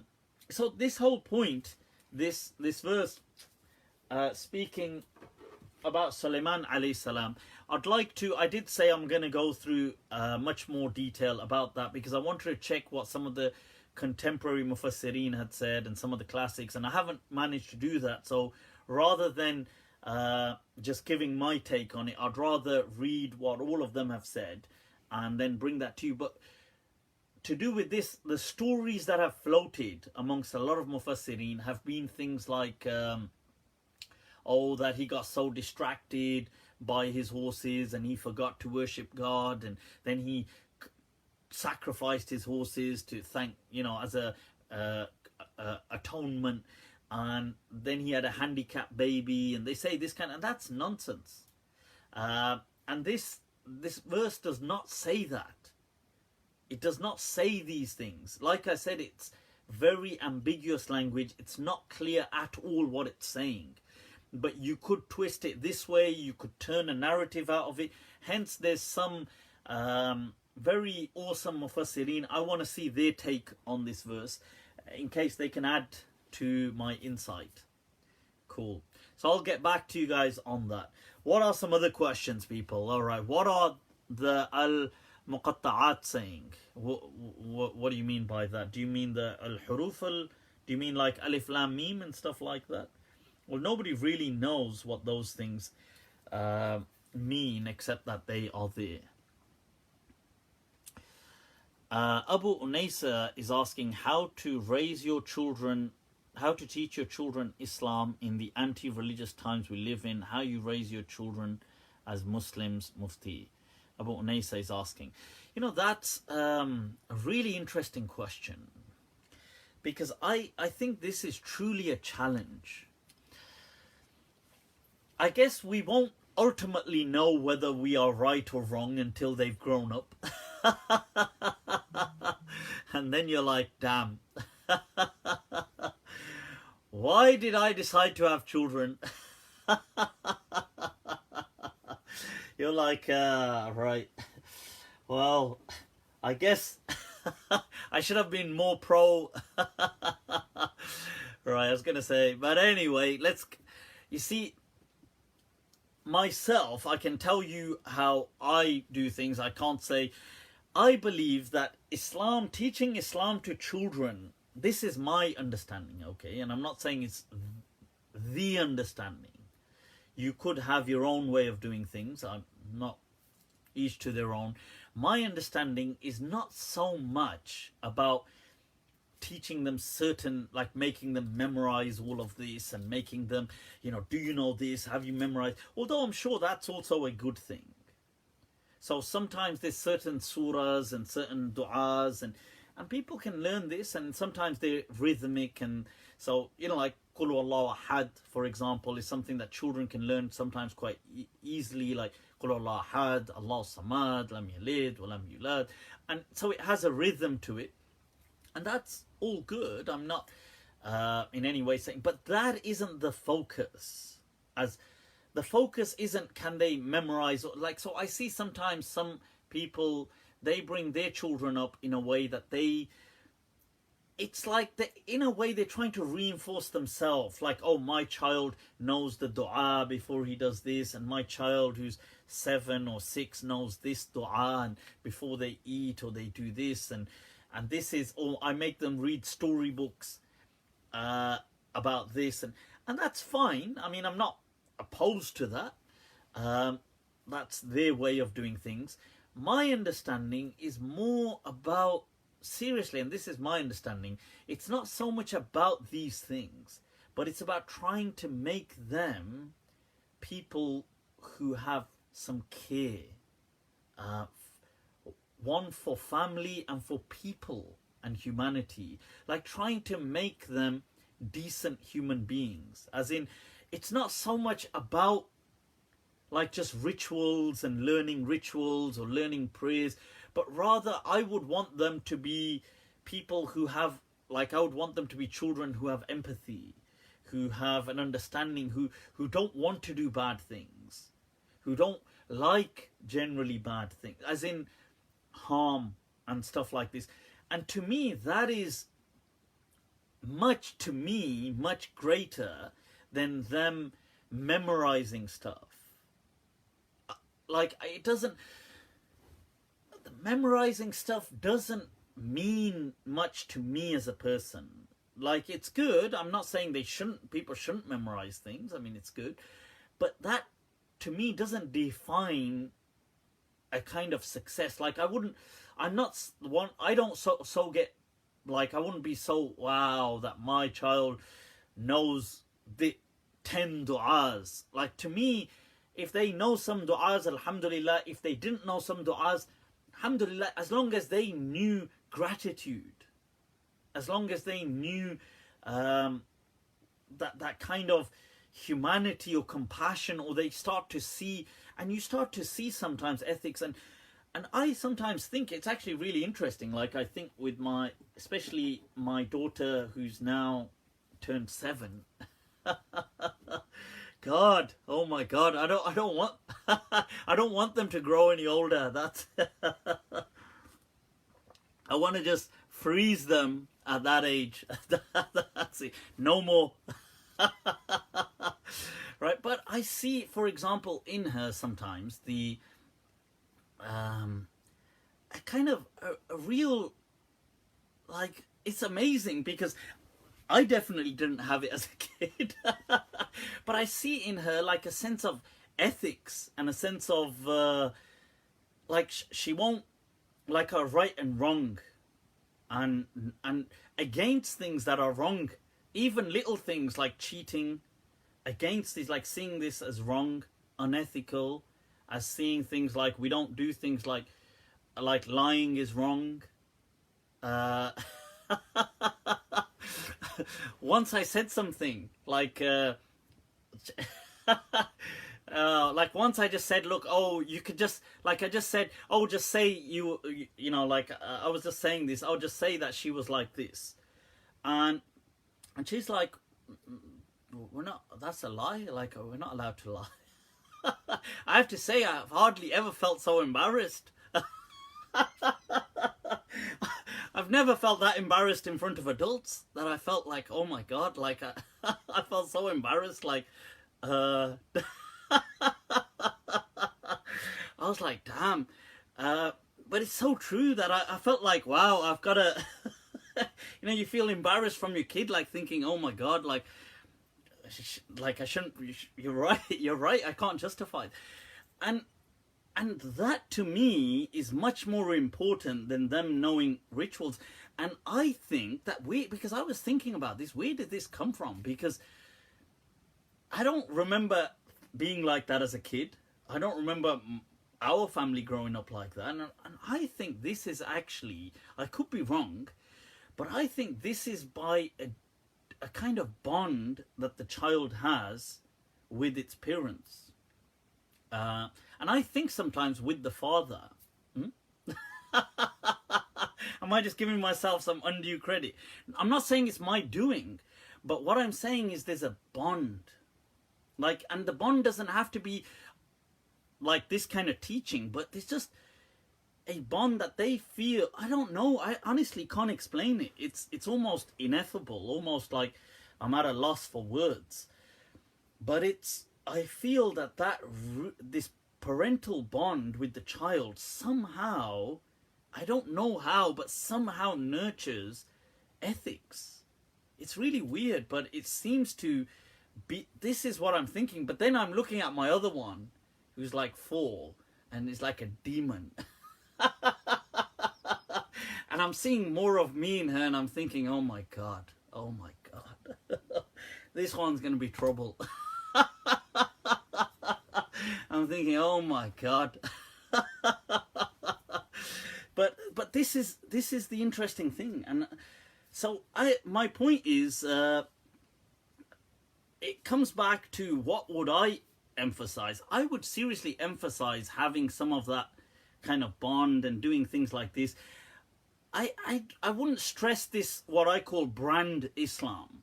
Like Islam being just a brand. Like, yeah, put a topi on your head, you know, girls wear a hijab, or do this, or, you know, like memorize 15 du'as, and like, I mean, I'm not saying that those things are, that people can't do those things. They can, but to me, those things don't take precedent. They don't really mean that much to me as a person. What means something to me is that they turn out, inshallah, and I hope everybody's kids, and they turn out to be decent human beings, and that's much more important. So that's my kind of thing. I don't know what's right, what's wrong. I guess time will unfold, time will tell. Is there even a right and wrong in these things? Because there's so many confounding variables. We can't control everything. It's really scary sometimes, I think, as a parent. You think, bloody hell. You think how volatile life is, and it's quite scary. Like, you think that, bloody hell, like, your kids will at some point be going through certain things in life, and it's just so scary as a thought. It's like, what the hell? Like, you want to kind of shelter them from everything. You want to say, all right, what? How can we? And I don't mean in an overprotective. I suppose it is overprotective, but I don't mean in the stuff like. I just mean in the unnecessary stuff in life. That's what I mean. But yeah. Well, Huzaifa has jumped in with a question that's obviously ever so important. Is smoking cigarettes haram? Any cuz, is it? Any? I'll light you a cigarette, any? Cigarettes, I don't believe are Islamically haram. But I am opposed to cigarettes. I do condemn them because they're just so bad for your health. I condemn these kind of things because I think they're just a waste of money. It's an unnecessary addiction. It causes a lot of psychological just anxiety and harm and stuff like this. And it's a waste of money and it's a waste of health. So I am against cigarettes, but I don't feel that it has, you see, to declare something haram, in my understanding, the evidence has to be from the Quran and Sunnah, and it has to be compelling. Like, it has to be that this is something so up there that God has declared it haram. And I don't believe God has declared it haram, but I feel that he has given human beings freedom, but he's given them common sense. And most have clearly chosen that. With the God says, don't worry, I've given them aql, and then they go, it's so we got aql in it, we got aql. Oh, it's crazy, human beings, huh? It kind of makes sense why the angels asked that question of saying that human beings, these human beings, these guys, they don't look so different from the Neanderthals, these ones.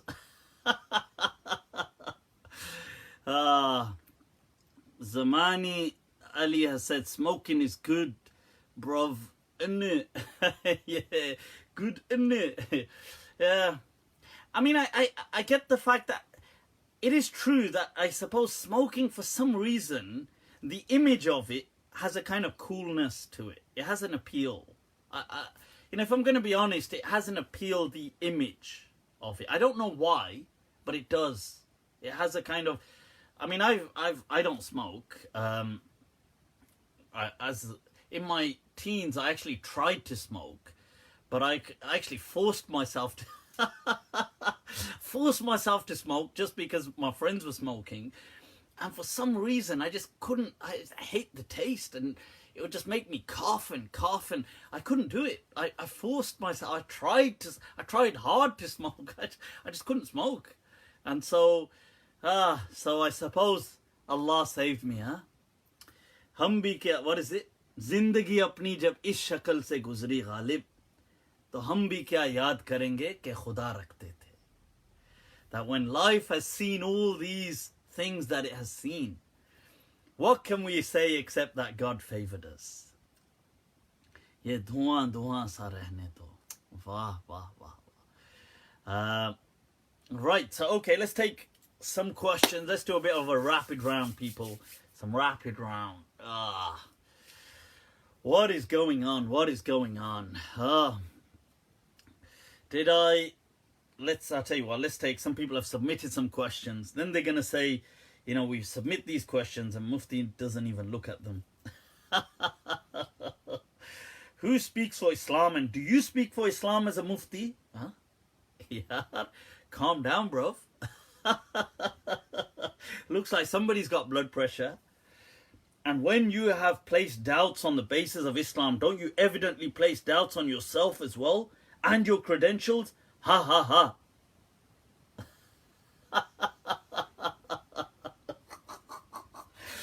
Yeah, I don't. Was there a question in that? Who speaks for Islam? And do you speak for Islam as a Mufti? I guess so. Right? Yep, I'm a Mufti, so... And when you have placed doubts on the basis of Islam... I haven't placed doubts on the basis of Islam. I've just said that we should be realistic about faith. That's all. That faith is faith. Right? That faith is faith. Right, somebody just phoning me. Right, okay. What is, so anyway, ha ha ha. I don't know what the ha ha ha is about. That was Abdullah. Oh, Allahu Akbar. I always picture these people in rage. I picture these people always like in a very robotic lifestyle. Is everything... Say Alhamdulillah, Alhamdulillah. Yeah, where is the spirit of the deen gone, huh?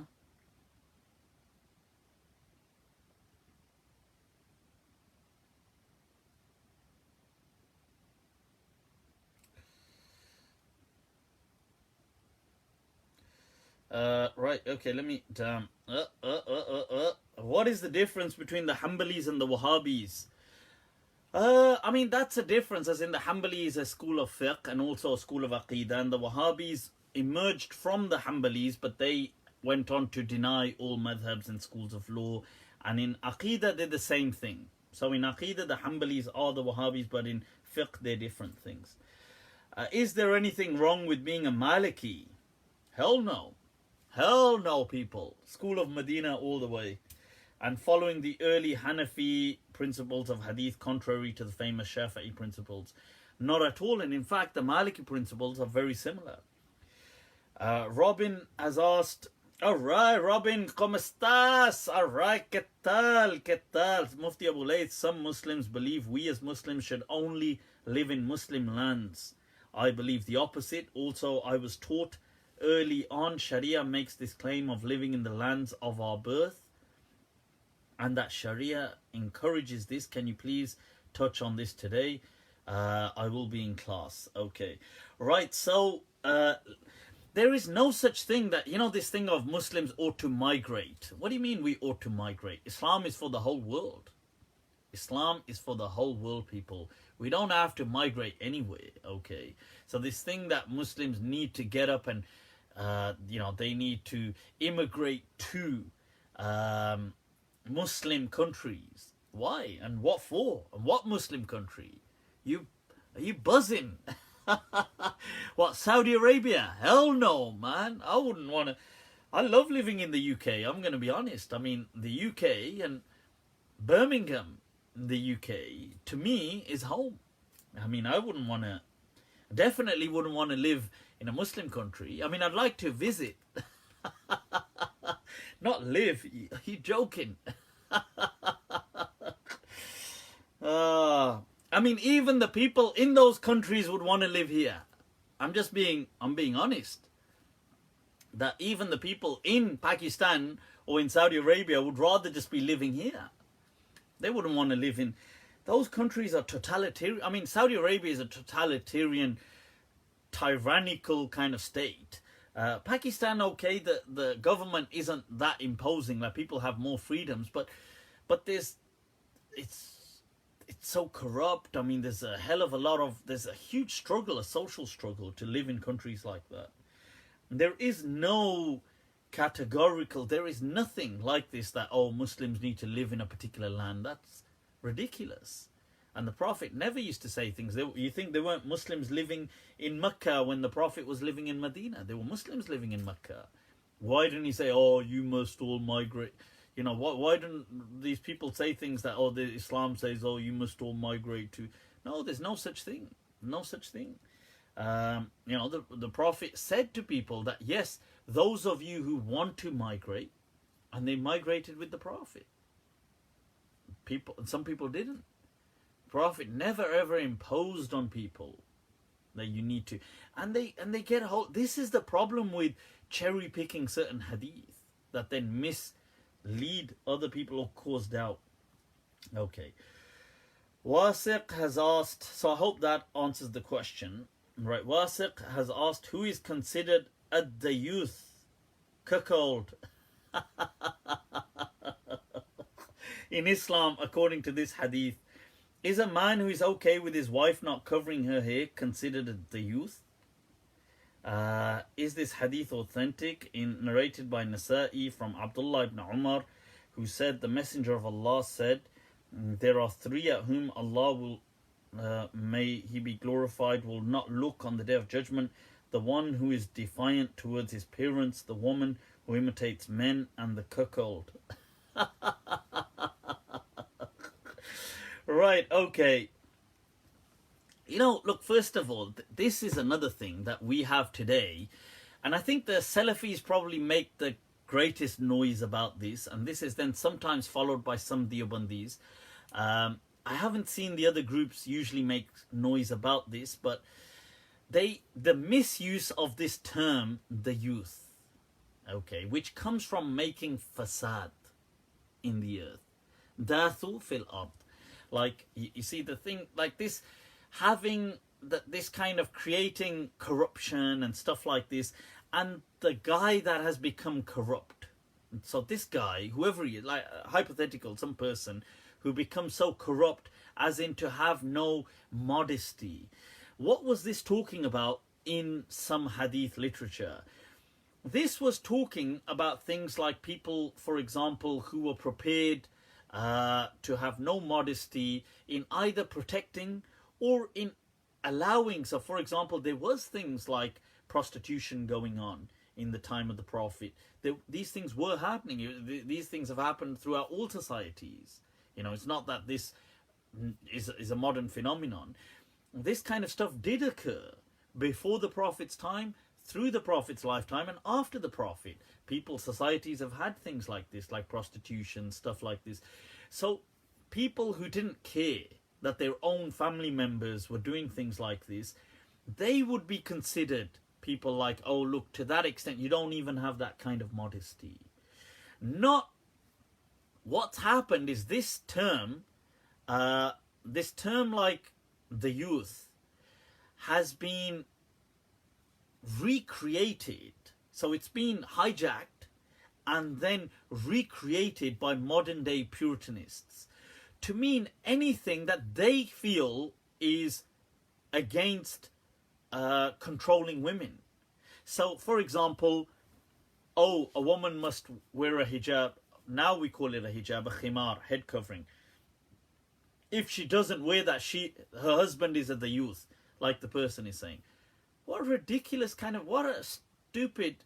And by the way, the youth is an Arabic term. I'm not saying the word the youth in English. I'm not saying that with an accent like, yo, the youth, them. I'm not saying that. The youth is one word. Dal, ya, waw, tha. Okay, the youth. Now it means somebody who is morally corrupt. Morally corrupt does not mean, oh, your wife doesn't wear a head covering, you're morally corrupt. Don't be stupid. That's a ridiculous, a woman is speaking with men. Oh my God, why is she speaking with men? Oh my God. This is her husband or her brothers or her father must be the youth.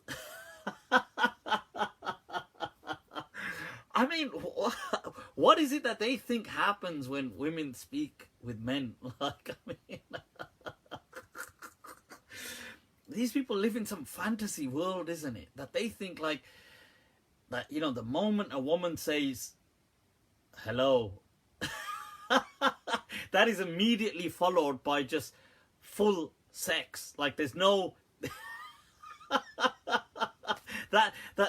it just escalates from 0 to 100 in like in 0.1 second flat. It's just high, and then they're just having sex. That's how the world works in the minds of these people.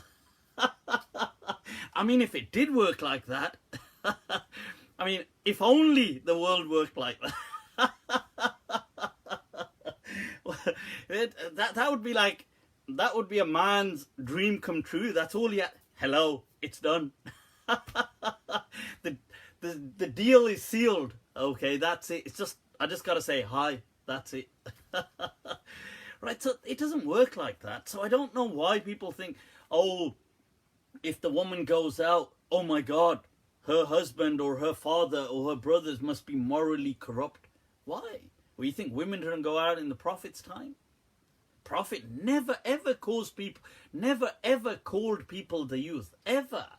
He never used this. This has been re-engineered. That's what I'm saying. Look, like, I'll give you an example.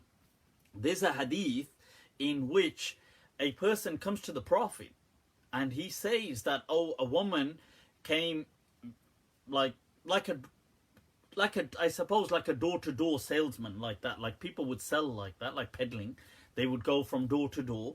So she came, knocked on his door, selling something. And he said to her, look, why don't you come in? You know that one that, oh, that's really fascinating. Why don't you just come in? So she came in and he couldn't help himself. He was like all over her. So he was kissing her and fondling her and stuff like this. And then she went. So he then goes to the Prophet and tells the Prophet. He kind of confesses that, look, okay, you know, I did this. I shouldn't have done this, but I did this. He says that, you know, this woman came and I invited her in and we kissed and fondled and stuff like this. And the Prophet said to him in that hadith, in this particular hadith, I believe this one's in Abu Dawud, the Prophet said to him, well, did you pray Asr Salah? And he says, yeah, I prayed Asr. And the Prophet says, well, that's an atonement. It has washed away what you've done. My point of saying this was the Prophet never said, you, and I bet her father is the youth, or, you know, like, my point is that this was never the style of the Prophet to do these kind of things, to say these kind of things, to accuse people of being morally corrupt. And women were always out. What do you think? Like, women were out in the marketplaces all the time, in the Prophet's time as well. It's nothing, you know, this kind of stuff isn't like the hadith of what's his name? Of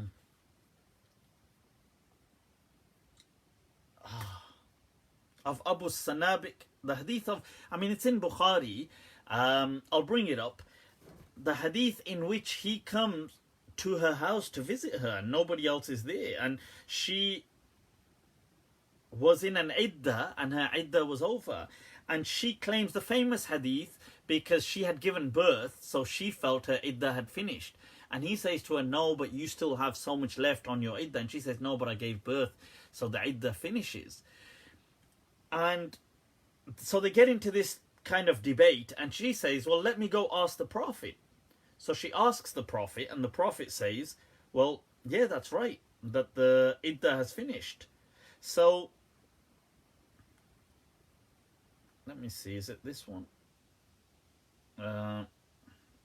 But the point is, in the hadith, he is the one that marries her then. Because when he comes to see her in a house, he says, oh, what mali araki, how come I see you all done up? Because she had all that henna and stuff, you know, like mendi, like that, all done on her hands and stuff like this. And she was wearing presumably certain kind of jewelry. And he says to her, how come I see you all done up as though you're looking to get married? And she says, and he says, but I thought you were in your iddah. And she says, no, my iddah finished. And then they have this debate. So the point is, when she goes to the Prophet and the Prophet says, no, you're right, the iddah is over with childbirth, he's the one she marries. So the Prophet doesn't say, hey, what were you doing in her house when nobody else was there, you, the youth? This was not, you see, this is not what people were interacting all the time. So I feel that this new understanding that we have, that everybody's like so robotic and they don't speak to the opposite gender and they're like so segregation, this is an innovation that we have. This was not there in the time of the Prophet. And in the time of the Prophet, men and women they had shared space, whether it was in the mosque, whether it was in the marketplace. Everywhere was shared space. Today, and if the Prophet wanted, he could have created a barrier, and he didn't. So people that today place a barrier, in many ways, they claim that they feel that they're more worrisome about the deen than the Prophet. Because the Prophet, what, you're telling me men weren't men and women weren't women back then? Were they doing all these things? In fact, there's another hadith that the person came and like this one, and he said that, he said, I in that particular riwayah that he committed zina, and in that particular one, a similar kind of thing that the Prophet doesn't get kind of punished or anything, and the Prophet kind of says, well, about a kafara, and that is then used by some of these scholars who felt that the punishment for zina and stuff was something that could change with time. They use that hadith as an evidence for that. But that's a different discussion. But my point being that you see, today we have imposed all this new morality. Okay. Right, so let's take some other questions. It says, can we recite the different modes of the Quran? Yeah, I mean, there's different ways to read the Quran, as in some of the... I mean, it's not a good analogy, but it's like saying almost like dialectical accents and things like that. Will we be seeing more women in your snaps? Hell no. Let there be mystery. Let there be some mystery, people, in life. Why should we follow a madhab? Is it permitted to keep a dog as a pet in Maliki and Hanafi fiqh? In the Maliki fiqh, it definitely is. You can keep a pet dog. That is fine. Okay. Why should we follow a madhab? I do have, just to avoid hell, even if you're not 100% convinced, will you still go to hell? Hell. I mean, these are things of the akhirah. Nobody really knows. I mean, I've said before that Muslims do believe that people, if Allah, as Fakhruddin al-Razi said, if Allah wants, nobody has to go to hell. I mean, these kind of things Allah has said in the Quran. What will actually happen when we die, only Allah knows best. And He doesn't, and as the Prophet said, look, he said it's not based on your good deeds, it's just based on the grace of God. So yeah, I mean, how comes we don't have more female hadith narrators? There have been female hadith narrators, but you're right, they have been far outnumbered by men, but that's just because the nature of society and the nature of society in certain ways, that generally, as you can imagine, so for example, life, just as it is in modern day societies as well, that women, they will always face a dilemma at certain points. Like, do they, for example, having children. Having a child will naturally cause a new chapter in a woman's life. So even like she'd have to, even in the modern world, she'd have to go on maternity leave. Will she return to her career? So hence you get a lot of women that they don't pursue careers to a certain extent, because there comes a point where they have to make a choice. And some women then think, okay, well, I don't want children. That's their choice. But I mean, historically, most people wanted children. So you can imagine that these things have their preoccupations. It's not easy as a woman then, going place to place and studying and stuff like this. And so I think that definitely contributed. I'm not saying it's the sole factor, but it contributed to this. Do females inherit the same amount as males? I would feel that in the modern day and age, last year, the Grand Mufti of Tunisia and the Diwan Ul-Ifta, the major fatwa council in Tunis, which is based on Maliki fiqh, gave the fatwa that men and women are equal in inheritance. I feel that in this day and age, their fatwa holds weight, and it can be followed. And people who don't want to follow it, that's up to them. But people who want to follow it, and I welcome this kind of ijtihad in this day and age. And this is nothing so new. You have the great Maliki scholar Ibn Ardun, who was a great Maliki. He's the grandson, I believe, or the great grandson of the great Maliki Abul Qasim al-Burzuli, who was from the 8th century, who said in his day and age he gave the ruling that the punishments had changed. But his grandson, or his great grandson, Ibn Ardun, he had passed the ruling. Great Maliki legends, by the way, these people, very respected. He had given the fatwa in his day and age that women would inherit half, 50% of their husband's wealth. And although when you look at the Quran, if you're reading the Quranic reading, when it mentions that women will either get, for example, a fourth or an eighth, or they'll get this, but they will never get a half of the husband's wealth.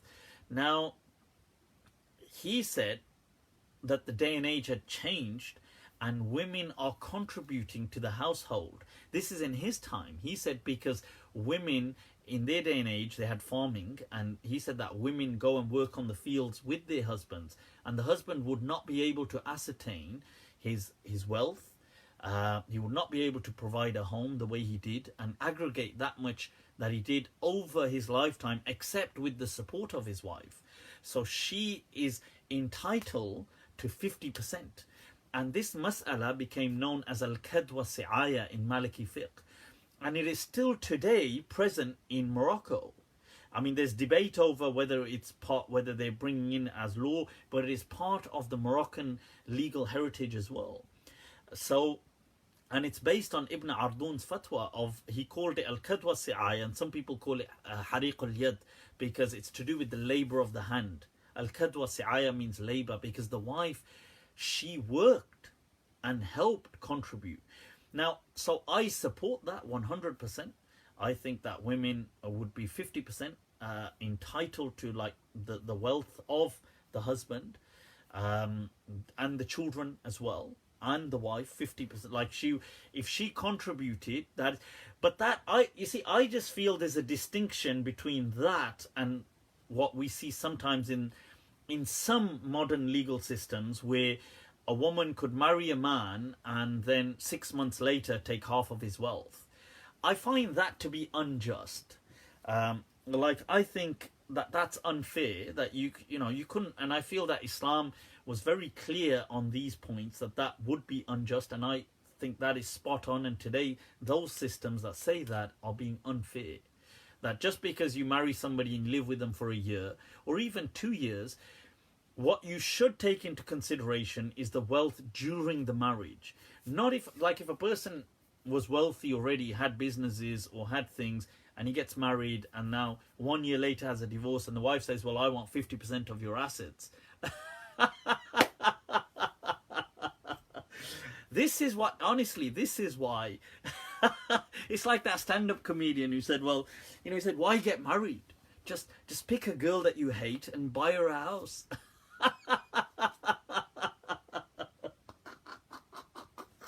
Just say, hey, I hate you, why don't I just buy you a house? No, so prenuptial agreements don't hold any validity in the United Kingdom. So many people don't know this, by the way, because we watch so many American movies, they think that this is America. So in Great Britain, in the UK, prenups are not valid. I know there's that case of the German couple and stuff like this that was in court, but generally they don't hold any legal validity. They're not binding in any way. So I'm just saying, I feel that is unfair, but Islamically, generally speaking, if a wife had a lifetime with a husband, she is definitely, I agree with Ibn Ardun and the modern day contemporary system, that she ought to be and is eligible, just as what the recent Tunisian Fatwa Council has given last year, the fatwa that boys and girls in our modern day and age are equal in inheritance. Okay, so, and I feel that that's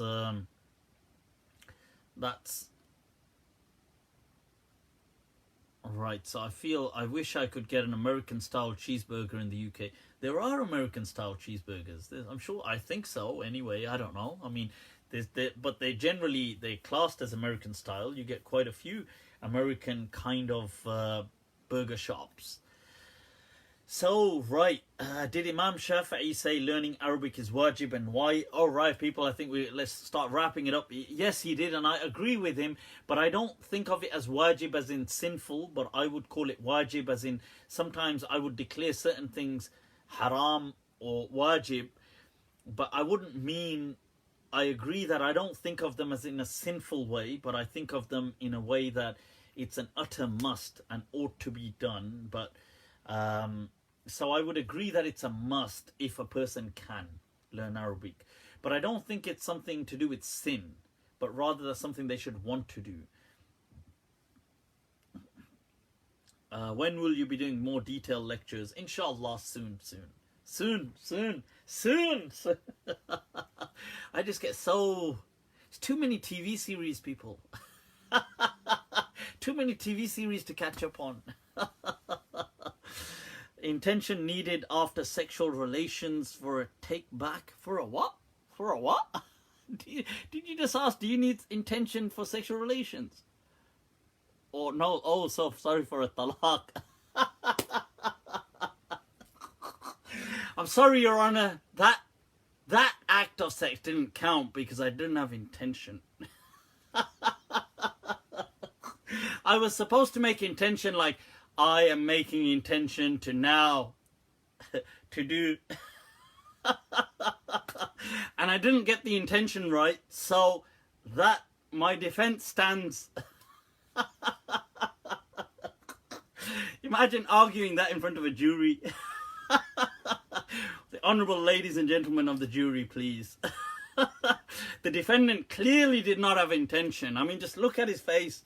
He didn't even know which way Qibla was. How could he be making intention?